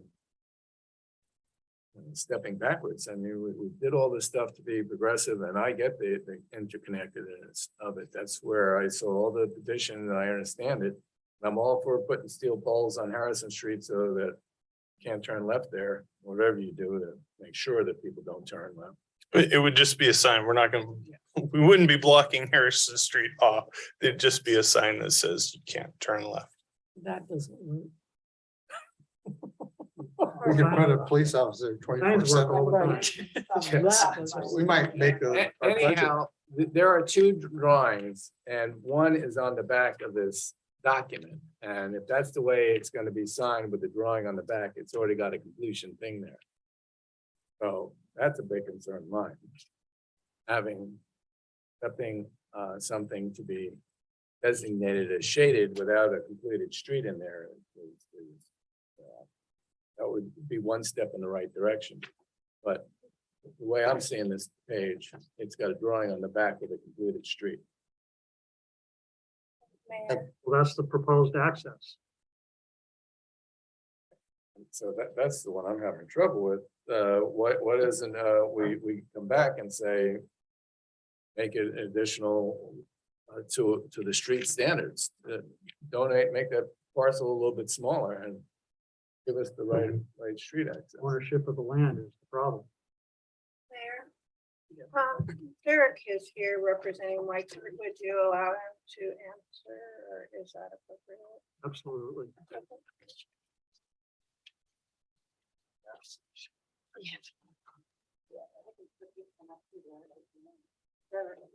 You can put it up there too, and you can point on the big screen, but there's 300 right there. So it's just back.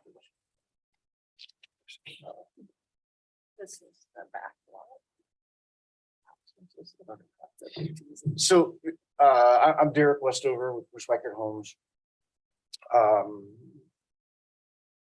We don't have a problem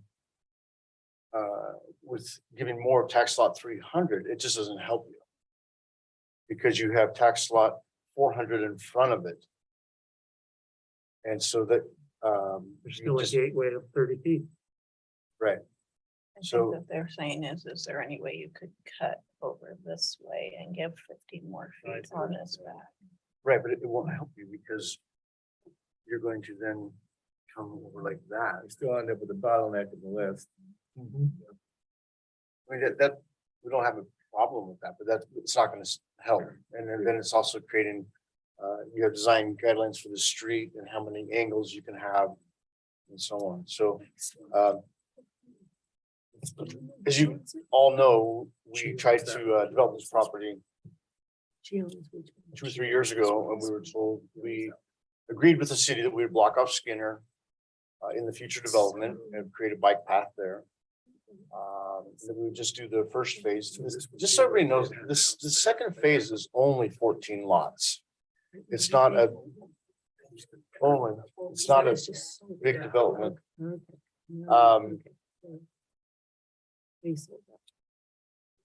At the time, we were told, come back when you find another access to this property and we would be willing to work with you. So that's, you know, the owner of this tax lot 400 called us about a month ago and was wanting to sell it, and it seemed like a good solution.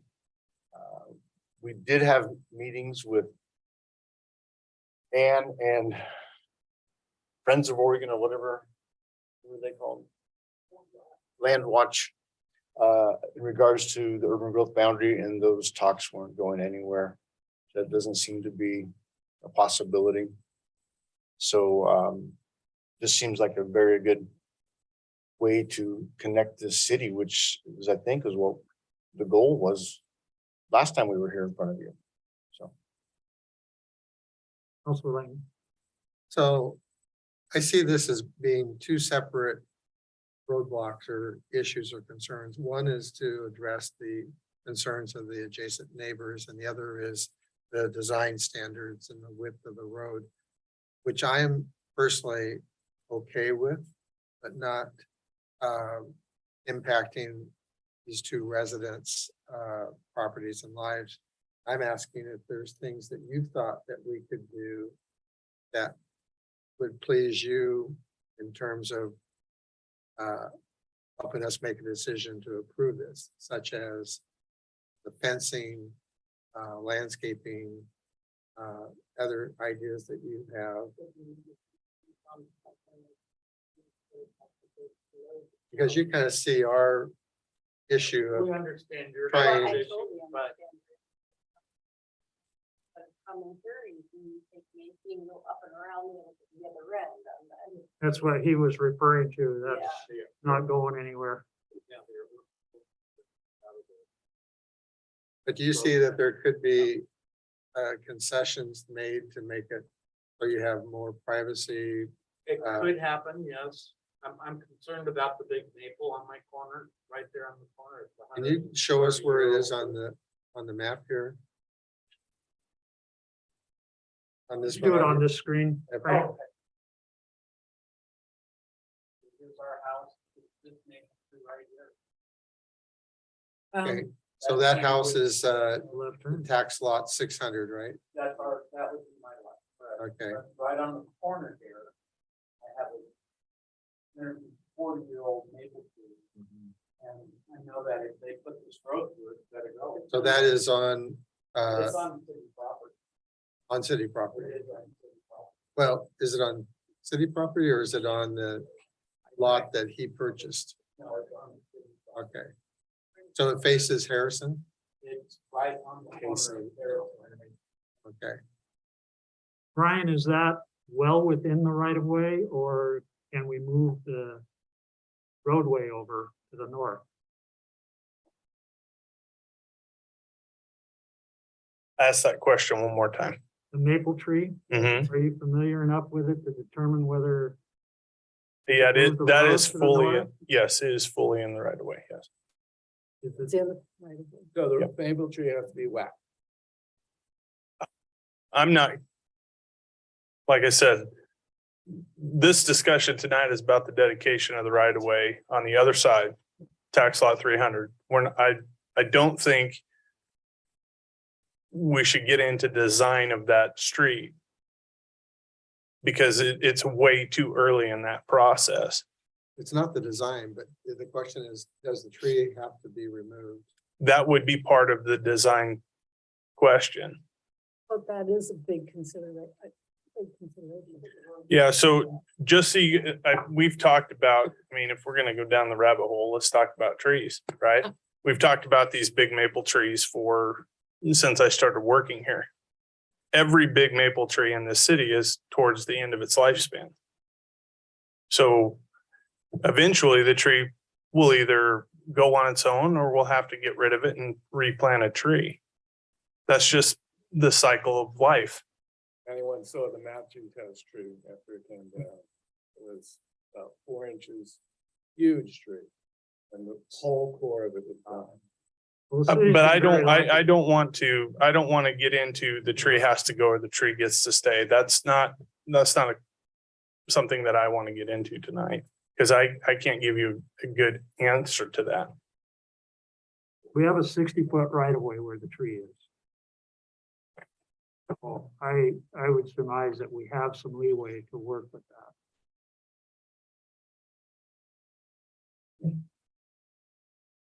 So the question was, could we put speed bumps in?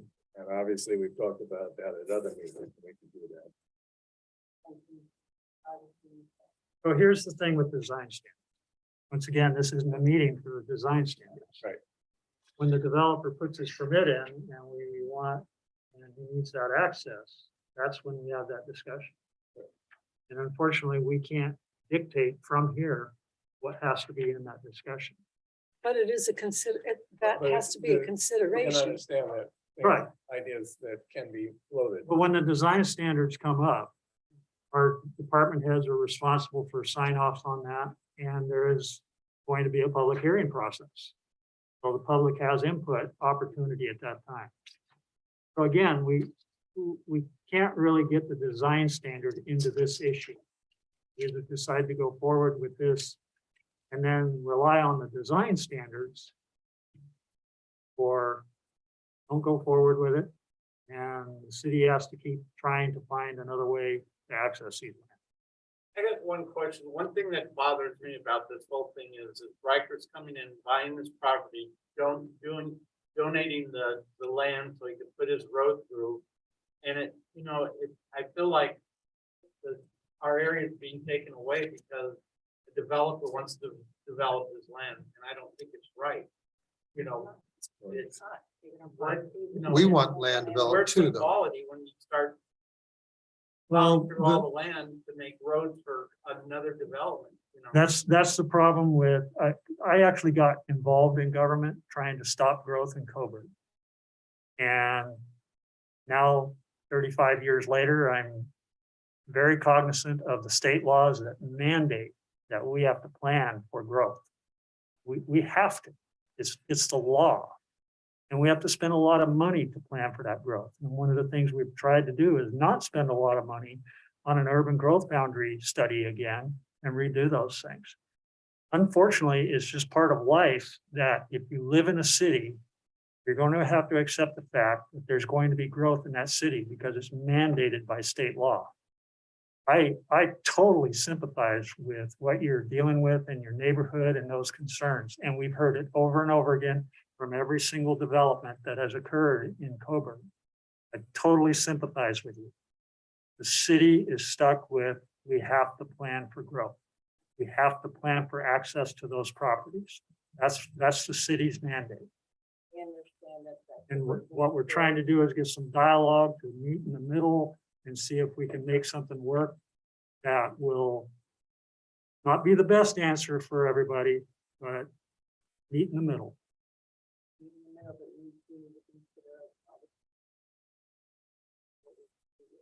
And again, every development that has come in, we've had the same issues.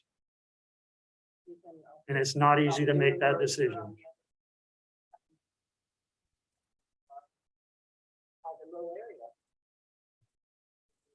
Just not right. Taking that whole street, taking the tree down, it's just not right. I mean, you're taking it's a lifestyle change completely. Yeah, I understand we need to grow, but we can also accommodate tax paying, people that live in this city and support it. So, I mean, that's gotta be factored in as well. It is. It's very frustrating. When I was on the Metropolitan Planning Organization, my last go round back around 2009-10, the city of Eugene was in danger of losing federal funding because there were too many one-story residential homes and not enough density in Eugene. And it was almost knee-jerk reaction that a whole bunch of more tightly built homes got, and now you see all the towering homes or 8-story buildings. And that was, part of growth and urban density that is required. And that's why in our downtown district, we have 3-story building allotments, for allowing for more density and for little multiplexes. Oh, yeah, it's painful. Councilman McConnell? So going back to the urban growth boundary on the north end of town and the prohibitive cost, are we just kicking that can down the street? Because obviously we're going to have to look at it at some time. Why are we, explain to me why we're not looking at that? Because we've already went through that urban growth boundary and expanded to the north, and it was appealed.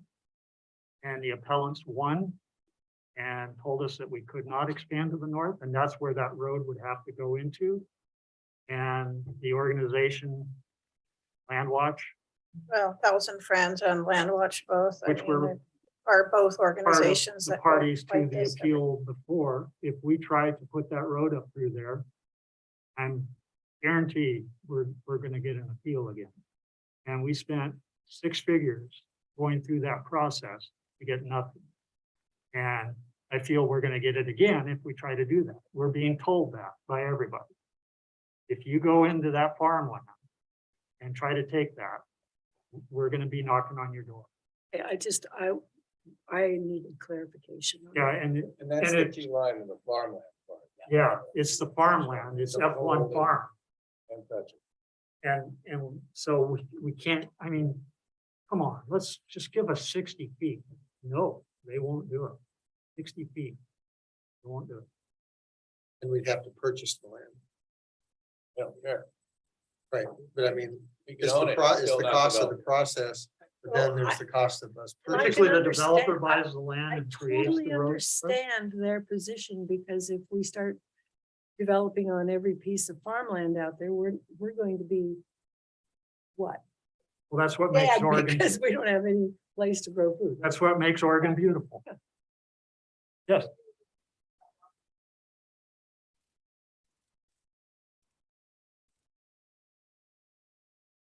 It's open dialogue. Go ahead.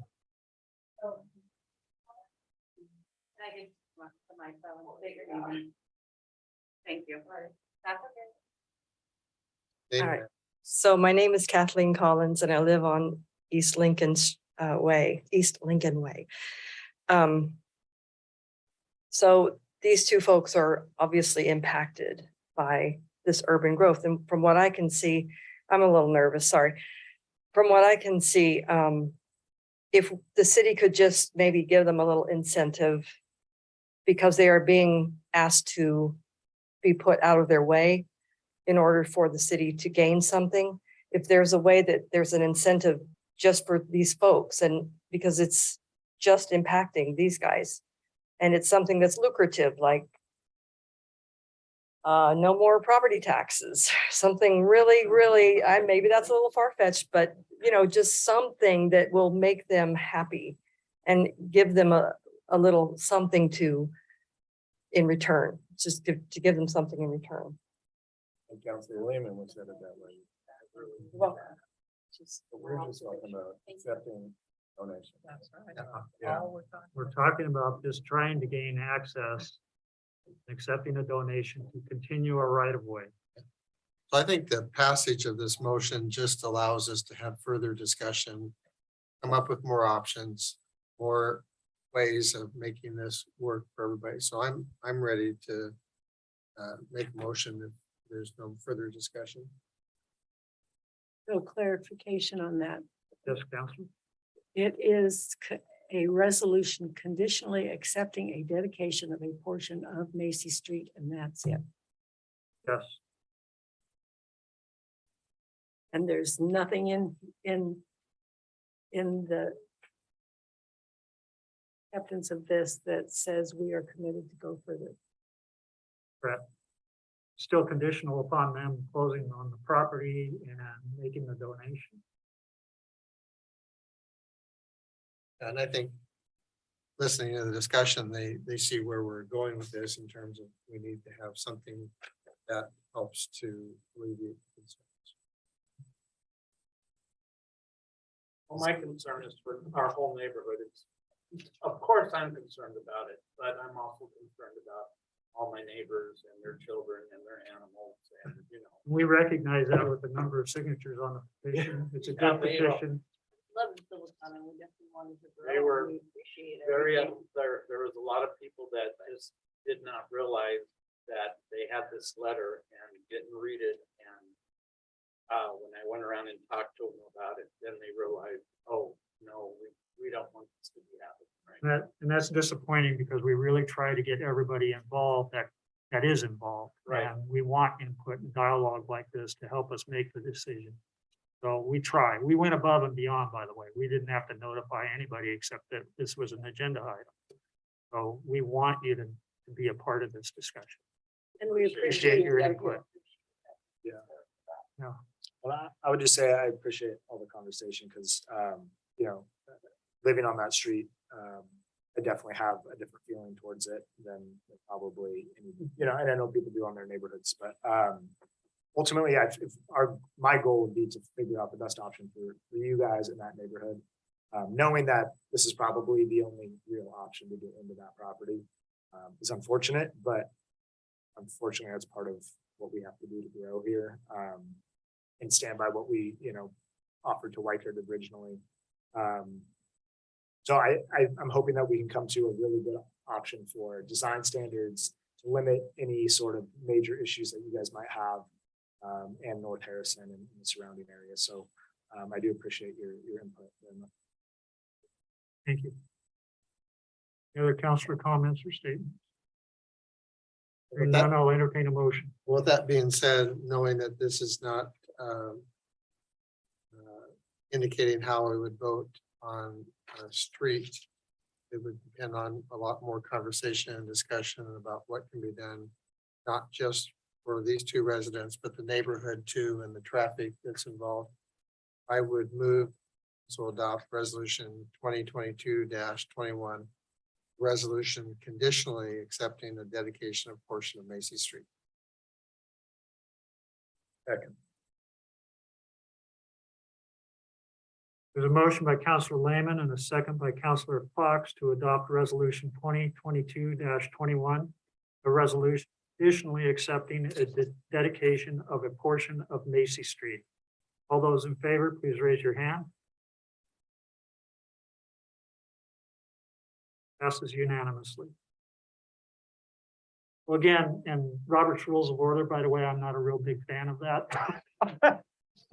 I appreciate small town dialogue and talking with our neighbors to come to some kind of agreement. And we've still got a lot of talking to do, and I know that. So I appreciate your input and thank you. All right, staff report from Brian. This is going to be a significant report. Well, which one are we talking about? The water report. Oh, are we doing the Reconstruction. contract first? Oh, reconstruction, yeah. I'm getting ahead of myself. All right, Okay, so contract first. contract first. yes. Okay. So you guys have it in your red folder.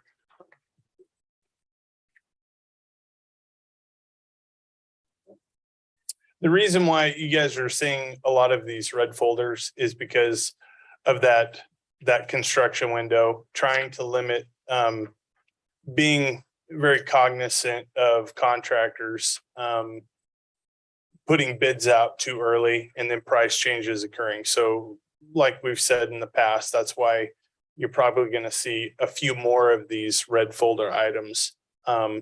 If those bid dates don't fall or correlate with council meetings. So this one is for the McKenzie Street reconstruction. It's just a contract for H&J Construction Incorporated. You want me to go over the background a little bit? I know it's getting kind of late and I don't want to take up too much of your time. The bid was very competitive. 3.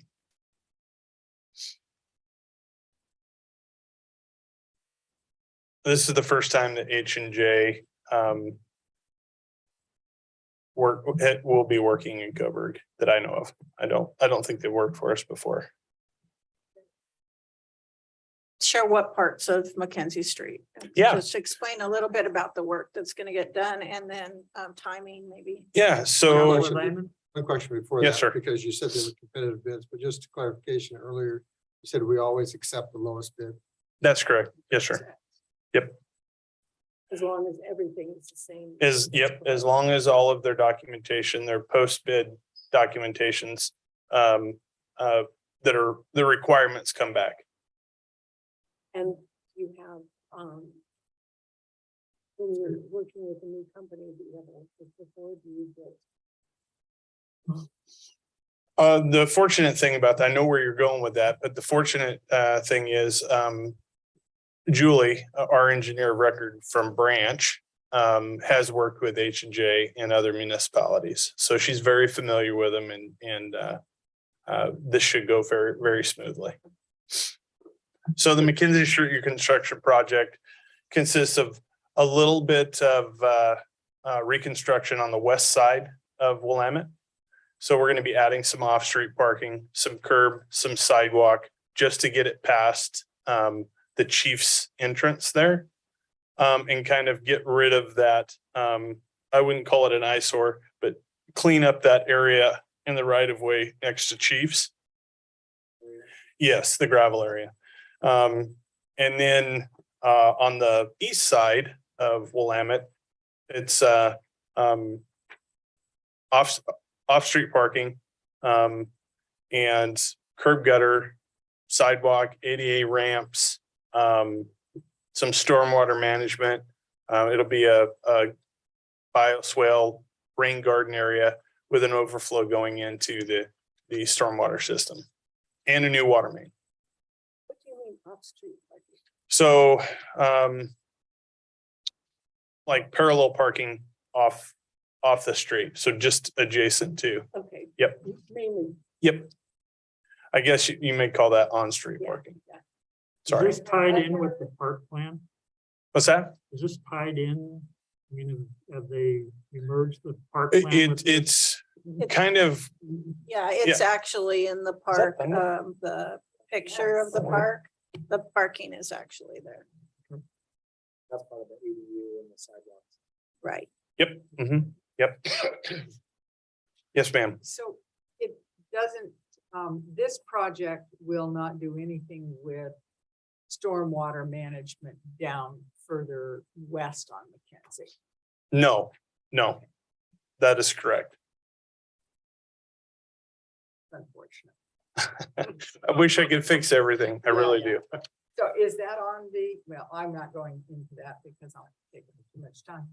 So go ahead. So I just need a motion to approve the contract. Any I questions? Okay, I hear a motion. I move to approve construction contract with H&J Construction, Inc. for the purpose of reconstructing Mackenzie Street. Second. Motion by Counselor Bell and second by Counselor Blaine to approve construction contract with H&J Construction Incorporated for the purpose of reconstructing Mackenzie Street. All those in favor, please raise your hand. Passes unanimously.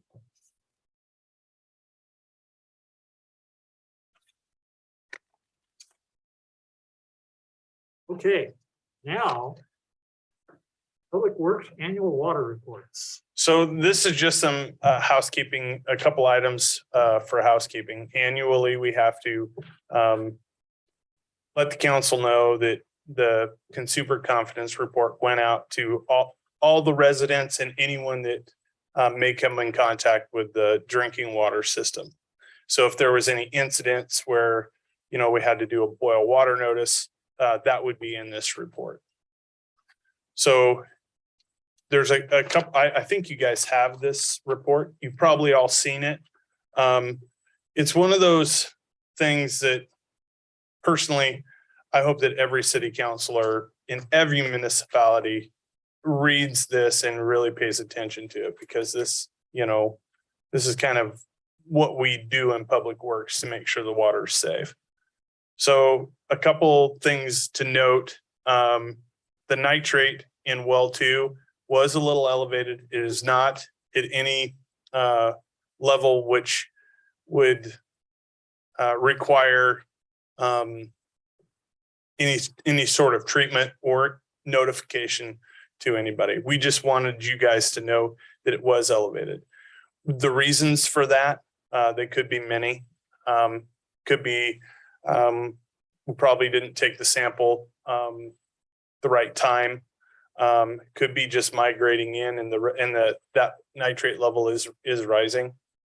So usually what you see is kind of an uptick in nitrate as it goes up. Yes, sir.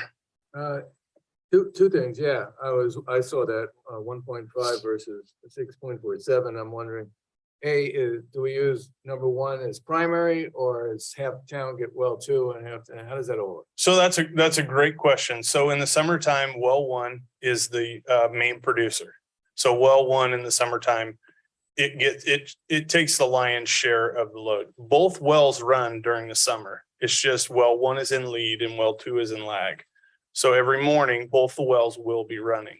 It's just well one runs longer than well two on any given day. And then sometime in November, December, we switch them around. So the least producing well will be in lead, so well two, and then well one will be in lag. In case of a fire flow event, that well would come on. Hardly ever in the wintertime does both wells run at the same time. So that could be the reason for that higher nitrate. The water just wasn't being withdrawn and it was just sitting there a little bit. Okay, okay, so the second part of the question is the runoff from fertilizer and erosion from nature's deposits.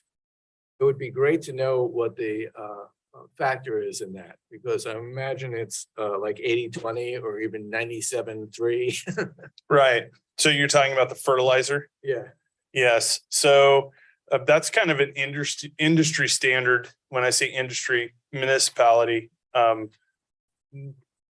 boilerplate language for likely sources of contamination. Yeah. Right. I'm just. You're absolutely right. In the Willamette Valley, you guys here in Coburg are very lucky. Other municipalities downstream of us have elevated nitrates, and it's actually forcing some of them to go to different types of water sources.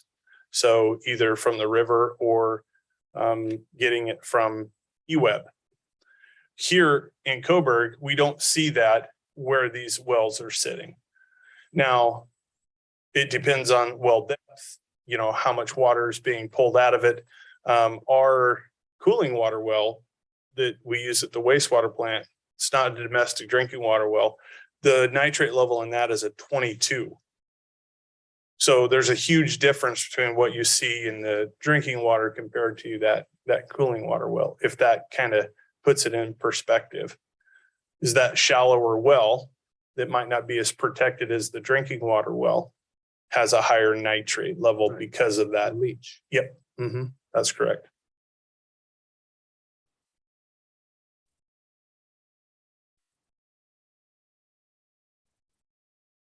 What you want to touch on? Nope, other than, you know, your drinking water is totally safe.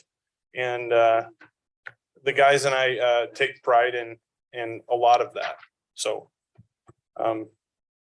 anyway, moving on. So the next one is, I want to be really short because there's a lot of information in this TMDL. So this is kind of a DEQ mandated program. The TMDL, like last year, I kind of explained it to you guys last year, total maximum daily load for different constituents. Moving forward, mercury is going to be a big contaminant that we have to look at removing. Again, in Coburg, you're very lucky that we have the stormwater system that we have. We do not direct discharge to the rivers or the streams. Everything that we have is rechargeable. And when I say that, it all runs into bioswales and recharges the groundwater. So, you know, ground kind of use the ground as a filter when it hits that aquifer. But we still want to be cognizant of the contaminants that are going into the streams. So DEQ gives us a litany of things that we have to work on, and every year we have to report to them on, have we met our goals?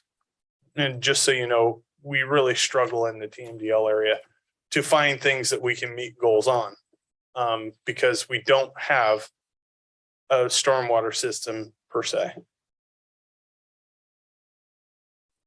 So this is reading material for you guys. Take it home, read it if you want, and you can email me with any questions. Yes, sir. Good, I will. And Go for I it. cleaned it, and I'll hold the questions for the email, except for where are we on the timeline? Because it says year 1, year 2, and I didn't know if we were in year 3. So, okay, so that's another great question. What you're looking at is a 5-year matrix.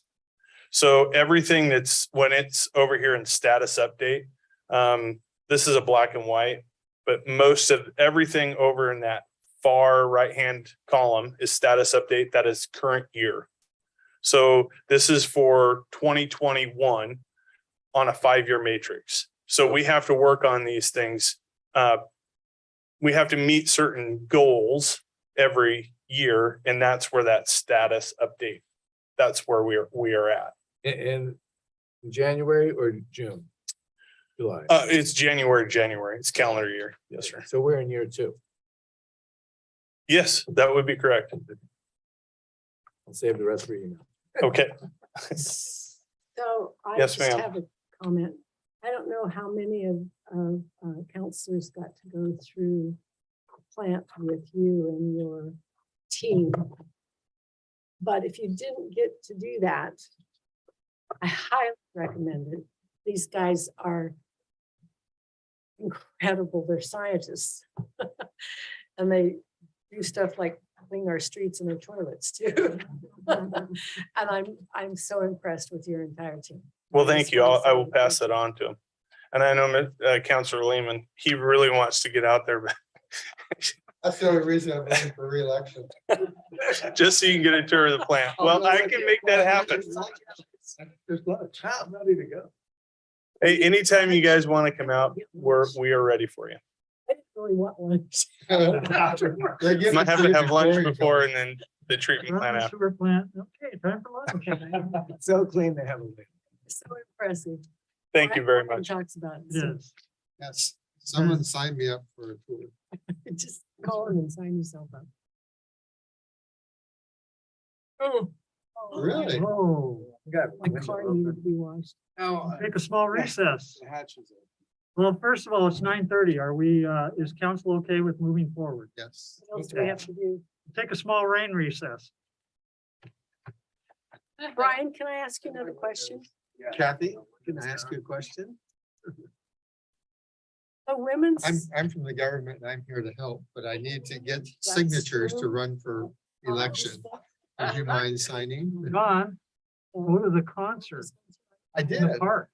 Well, actually, I went to, Well, there's a lot there. There's a lot that aren't. I always fill my, That's what I. always fill my. Get my 6 or 7 neighbors that I walk through and then I go to the concert. Get 35. Thank you. I have gone to the concert and done that and, you know, it's, thank you very much. are you live in Coburg? No? Yeah. Oh, okay. Well, I know enough of them. I I just, see, you know everybody. I don't. they're actually used to me. I just want to make sure we don't run afoul of having an ordinance. Oh, that's We didn't wonderful. read aloud every What a moment. treat. I didn't think we were gonna get any. I figured it was all gonna be And one of the I things figured I it would saw all there, head north. have to have the fire extinguishers at the I food think I have trucks. my umbrella with me. Remember, I wish they would have Wow. That's clarified it great. had to be a commercial That's fire extinguisher as opposed to, but nonetheless, it wasn't read aloud that that was an amendment.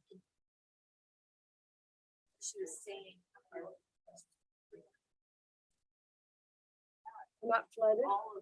My car got washed, I hope. It's coming down harder. Well, I know, I need a good rain to wash my. Yeah, me too. Yeah, you really do. Yeah, I do. That's what it says right there. Well. It says any amendment must be read aloud.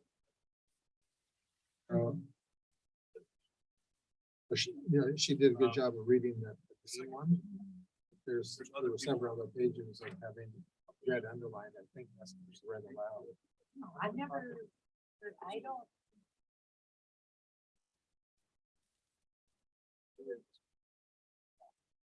I'm gonna ask- expert on this. Yeah. I would just. Okay.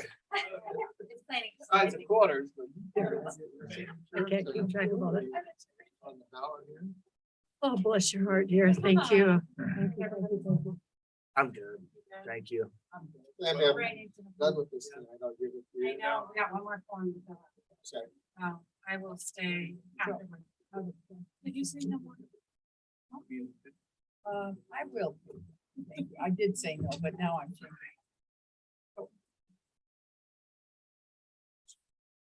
I don't need to. Well.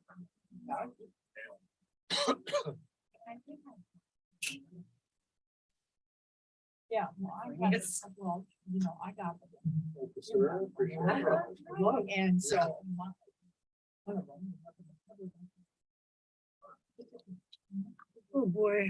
So I can't understand his feet, right? But they're. I know you had to raise your hand. Can I go to that? And I think I have to.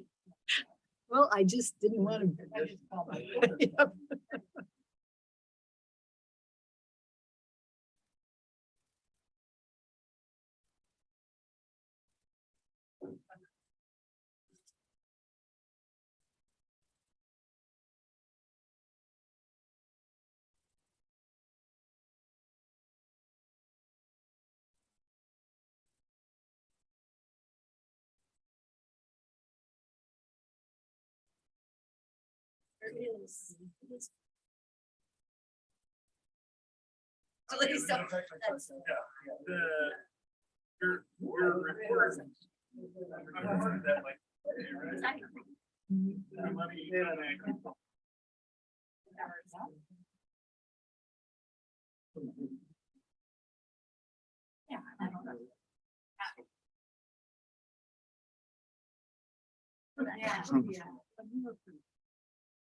Brad, thank you.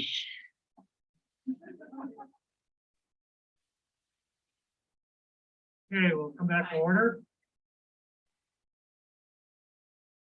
My mic on and say we'll come back to order. Thank you. Good evening, Jeff.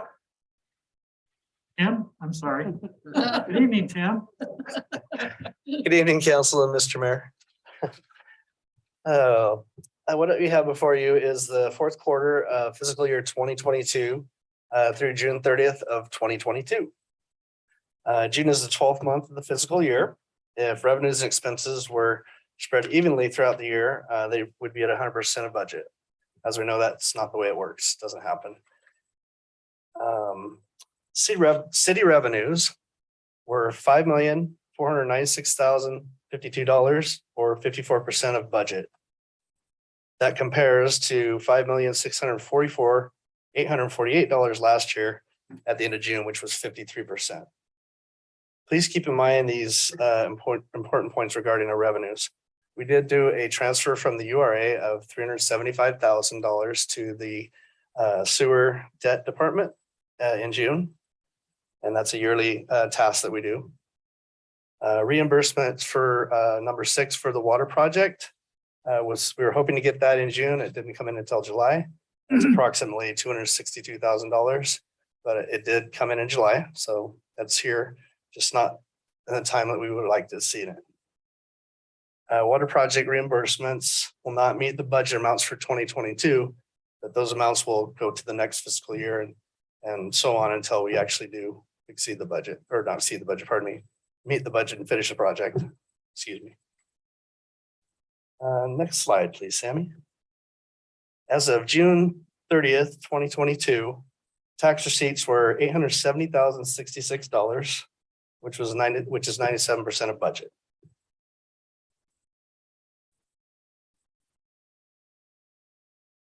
So as you know, in June, we have not received all of our revenues for franchise fees.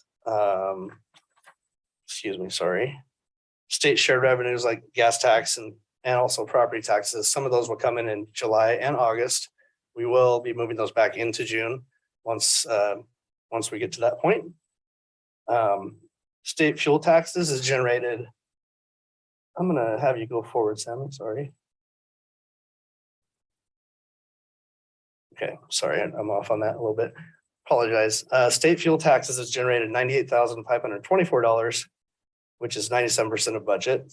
And the city fuel tax has generated $163,646 in revenue this year and has exceeded our budget of $155,000 at 105% of budget. Water fees have exceeded budget revenues. Current water user fees are approximately 103% of budget. Sewer use fees are below the budgeted revenues at approximately 91% of the budget. City expenses are $5,606,000 and excuse me, I'll say that again, $5,606,769 or 56% of budget. That compares to $5,685,142 at the end of June last year, which was 63%. Capital projects of the city are in the process, but they don't always fall in the months expected. So that's why the percentages are sometimes low. Our capital expenditures have been paid, but not reimbursed as of June. All of the city debts have been paid in the utility accounts. Next slide, please, Sammy. Yeah, you're on it. All funds, general, street, water, and sewer are operating within their budgets. There is a 2% difference between revenues and expenditures. Next slide, please, Sammy. Go ahead and go to the next slide, sorry. Okay, this is our cash sheet. I just wanted to point out that through June, we had our cash was at $5,005,234 this year, compared to $4,933,508 at the end of June 2021. Next slide, please. This is something that y'all would like me to bring forward as the gas tax for the city. So I just have a couple slides for that. We collected a total of $163,646, and that compares to $157,156 at the end of June last year. We had a high of $16,572 in October for gas taxes for the city, and a low of $11,196 in December of 2021. The average for the year was $13,637. Next slide, please, Sam. Okay, and then this slide is just it just compares last year to this year. So just put that in there so you guys can see how we're doing versus last year. Last thing I want to touch on here is just be aware that fiscal year end continues to be processed through August 31st. A majority of the transactions are processed as of June 30th. There are year-end entries that we'll have to do, and this report should be considered a preliminary report of year-end. The final numbers will actually be reflected when the financial statement is presented by our auditor. Any questions? Yes, sir. Any update on our transportation funds? I did not include that in this report, but I can send an email out tomorrow if you'd like. Just along with discussion of gas revenues, just see how our transportation utility. You bet. I can tell you that they're slightly over $12,000 a month. They've been very consistent. That's all I need. Okay, but I don't mind emailing something to you tomorrow if you'd like, if you guys want.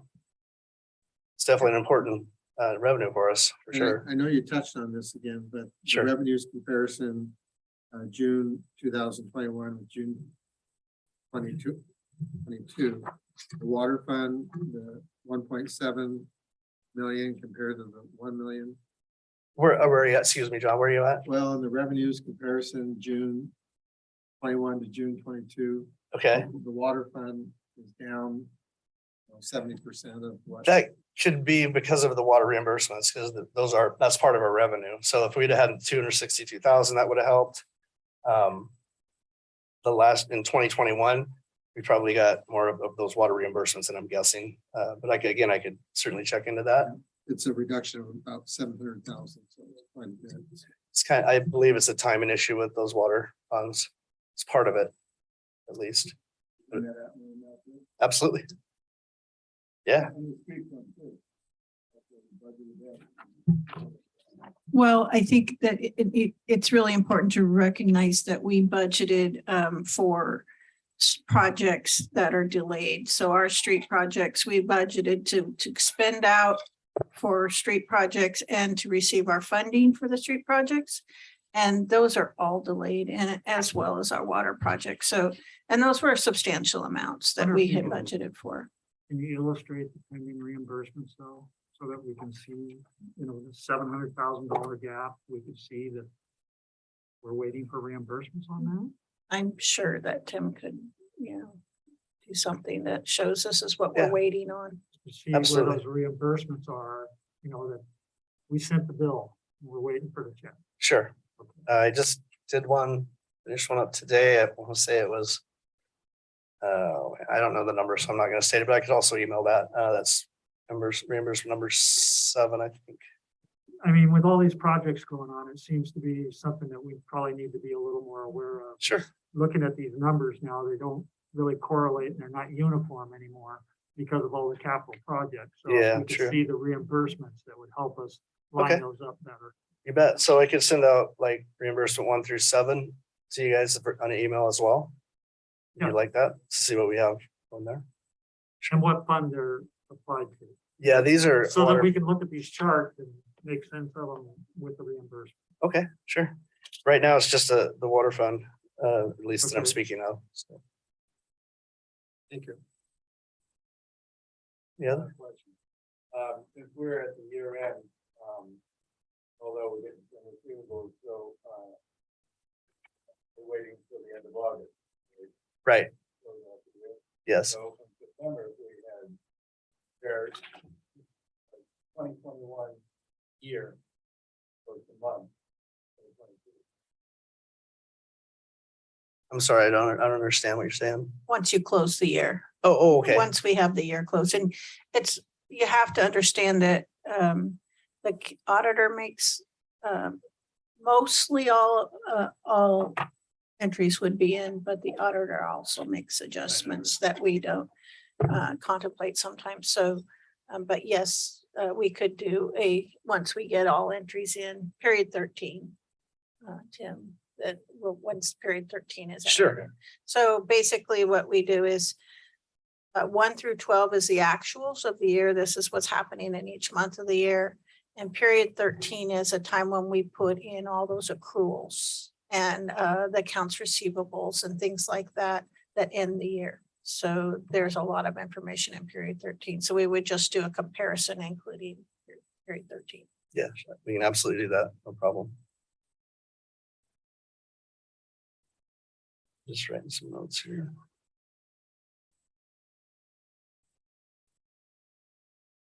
Okay. Any other questions or requests? Thank you, Tim. No problem. Thank you.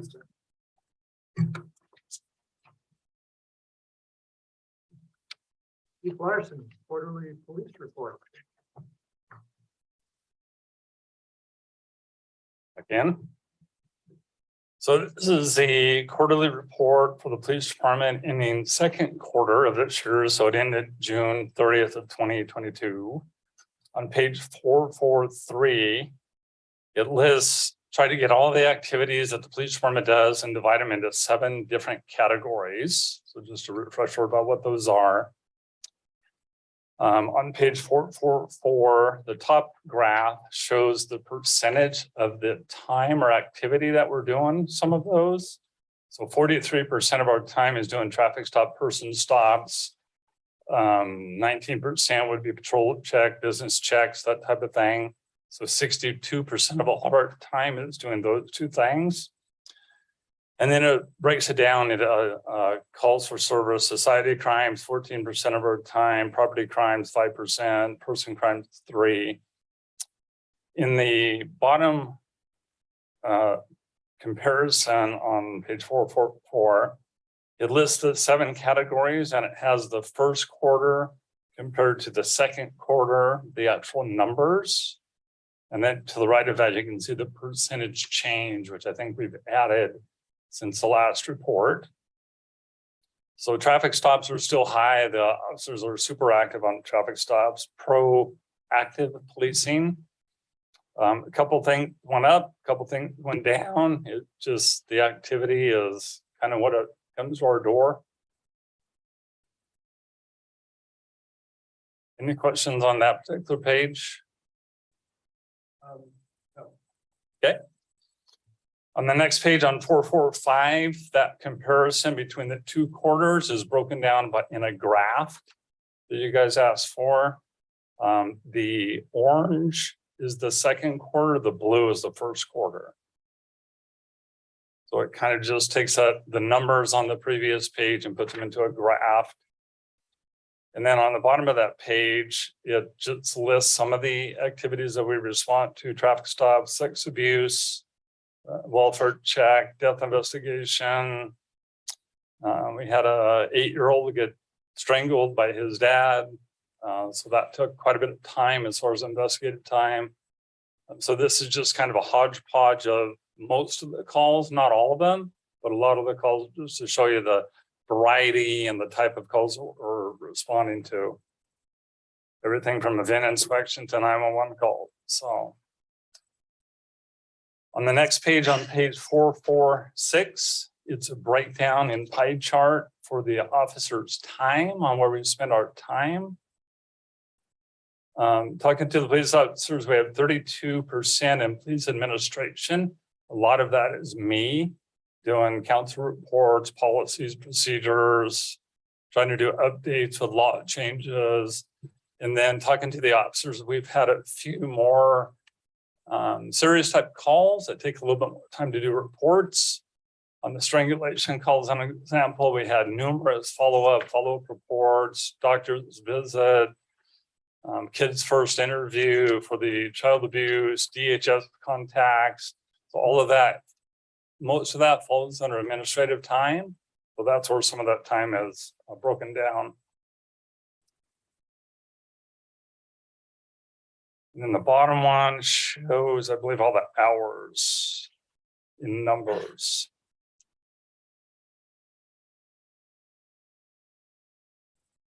And questions, John?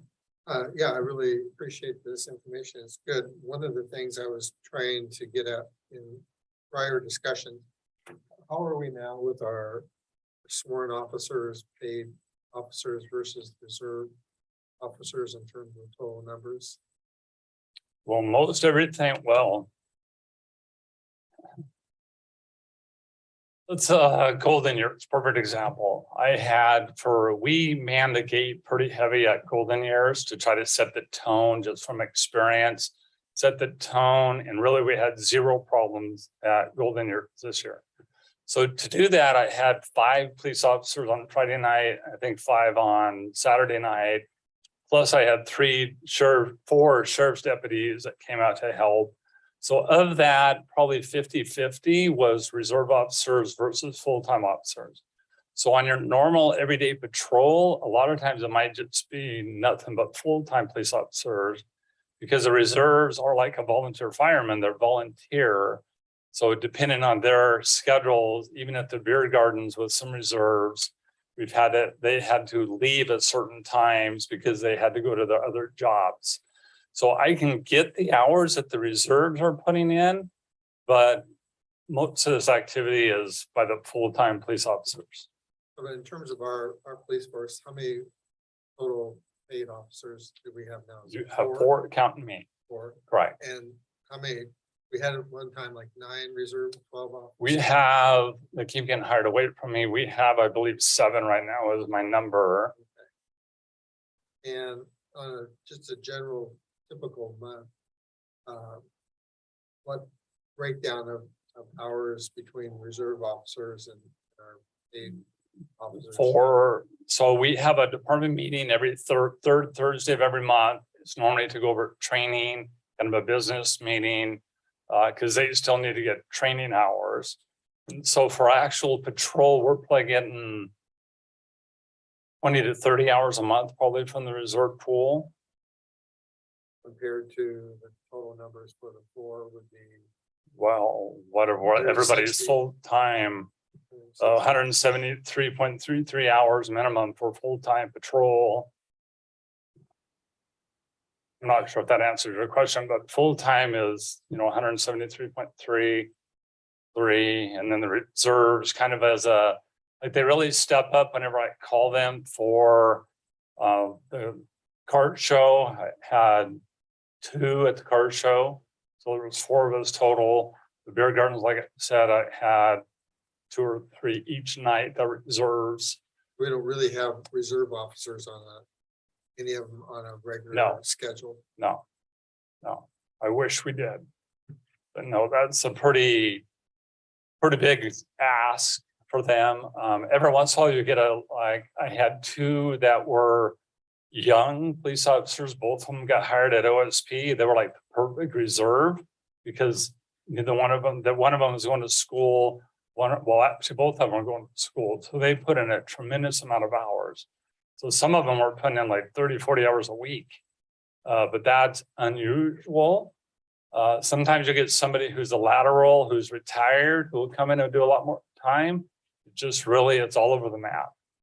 There's no way really to schedule reserves. I mean, we can every once in a while, it just depends on the reserve.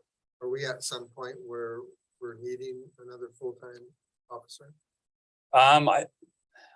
Looking at the numbers pretty hard right now, we're handling the lift, but if there's a lot of growth in which I don't know about the 110 acres on the other side of the freeway, what that's going to do.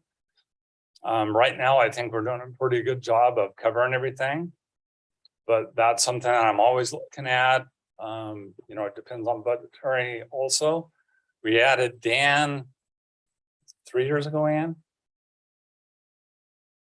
2.5 years ago. Where's our new police car? Oh, good. I'm glad you asked. So I emailed them today because I'm like getting the runaround. And so it says Ford was supposed to open the order bank, which I guess that's where they're just processing orders last Tuesday. Then they changed it to Friday, then today, but nothing as of yet. So I don't even have a build date yet. I'm assuming kind of an order blank is where they're actually taking or processing the order. But that was as yesterday.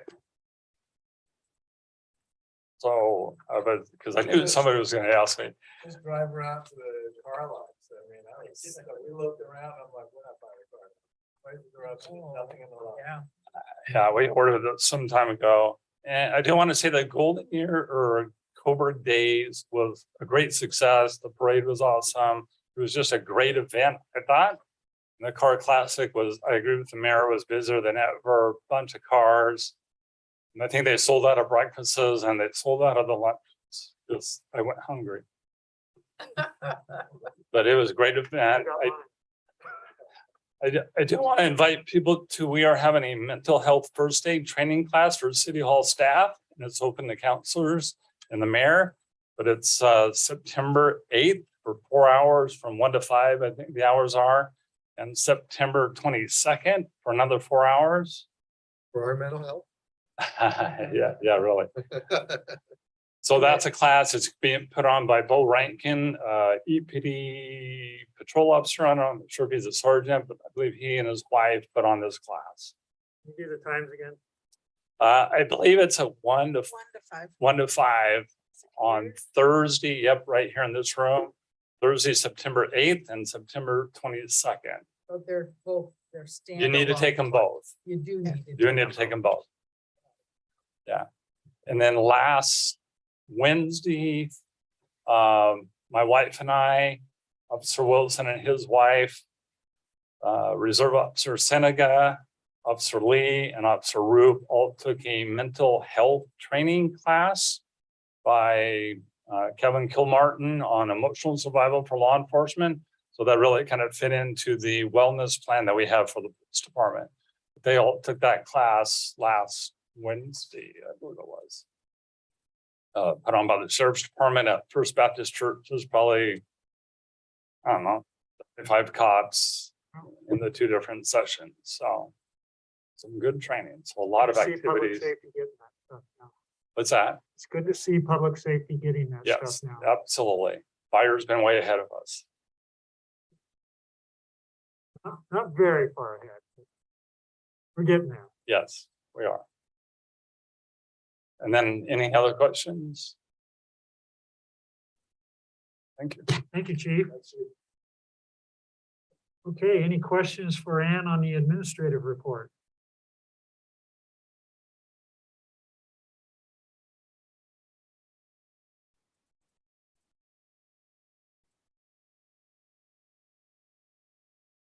Another Answer successful meeting. anything. This is a big meeting. It was. That was a lot of information to be absorbed. Well, I'm gonna go home and spend the rest of my anniversary with my wife. So slightly dedicated to the city, but he's used to being with a firefighter who is never home on the right day anyway, so We adjourn. we're surviving. I'm gonna ask for any final comments from counselors. I want to remind everybody, Antique Fair, September 11th. Counselors, any statements, comments? We're adjourned. Yeah. It's 10 o'clock. Good job. Wow. So I'd like to just say one thing or share one thing. Counselor Alexander is not here tonight. But I'd say this even if he was. His family is sponsoring his sister-in-law and niece from Ukraine. And I have asked him to, I'll be the conduit. If they need things, then I will pass that on to you. He did share with me today that they're freezing because they are not used to air conditioning. And so they had a request for, he said blankets, but I think what he's really saying is throws, like when we're sitting watching TV and we get chilly. So if anybody has any extra ones lying around, don't have to be new, can be gently used as long as they're clean. I would share those with him. I always don't gently use it. Don't get very gently used in my house either. Two, Nadia and sister and. Dad, Yeah, they were right on the first. Dad, first- mom, yeah, dad. I have no idea. Are staying. Yeah. Claire's gonna help get the niece enrolled in school. Oh, good. And we're gonna meet our grandson. Yeah, if they're. Yeah, but her. Yeah. Yes, that's right. Yeah. As far as the show. Yeah, Chauffeur. yeah, yeah. So Okay, pretty cool. well. We'll talk to you And later. there Yeah. will probably be Yeah. things too, but. Is anything you need? Yeah.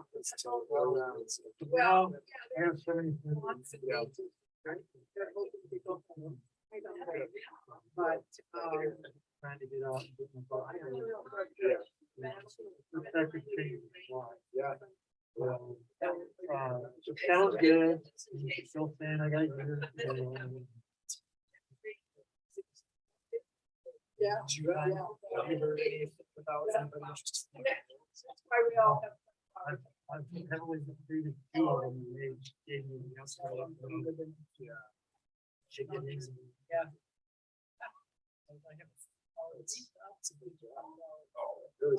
You know, it is. Yeah, that would be. It's rewarding. But there's work. Yeah. There's- Kind of a good thing. Thanks for coming. The work that they schedule and report to the staff. Oh, I don't know about that. Find out more, you don't need to.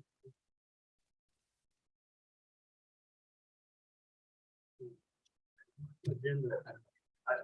Yeah.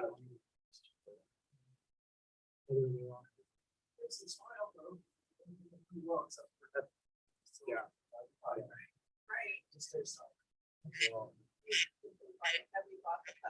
Well, I enjoyed it and I'm gonna miss it. Yeah. I bet you will. Do we have any acres to? So. Got one, but it doesn't live in the city. I think she grabbed mine on accident. Okay, all right. Yeah. Have like a horse. This one's yours. Okay, Yeah. thank you. I just want you to take it if you have a bunch of notes. This one's yours then, I think, yeah.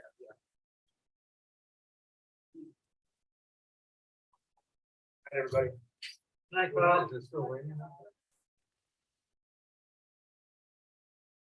That's it. Take it easy. Give this to Samuel.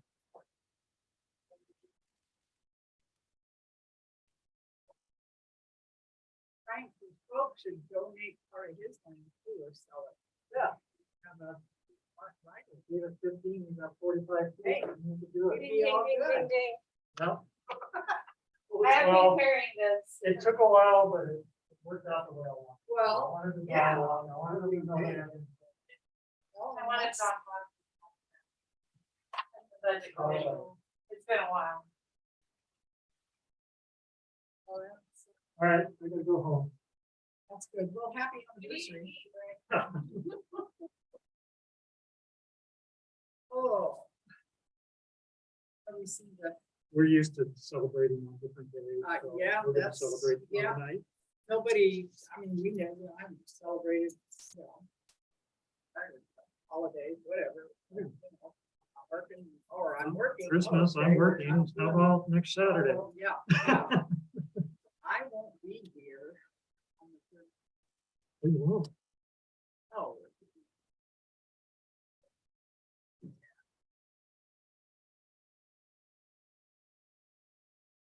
People need-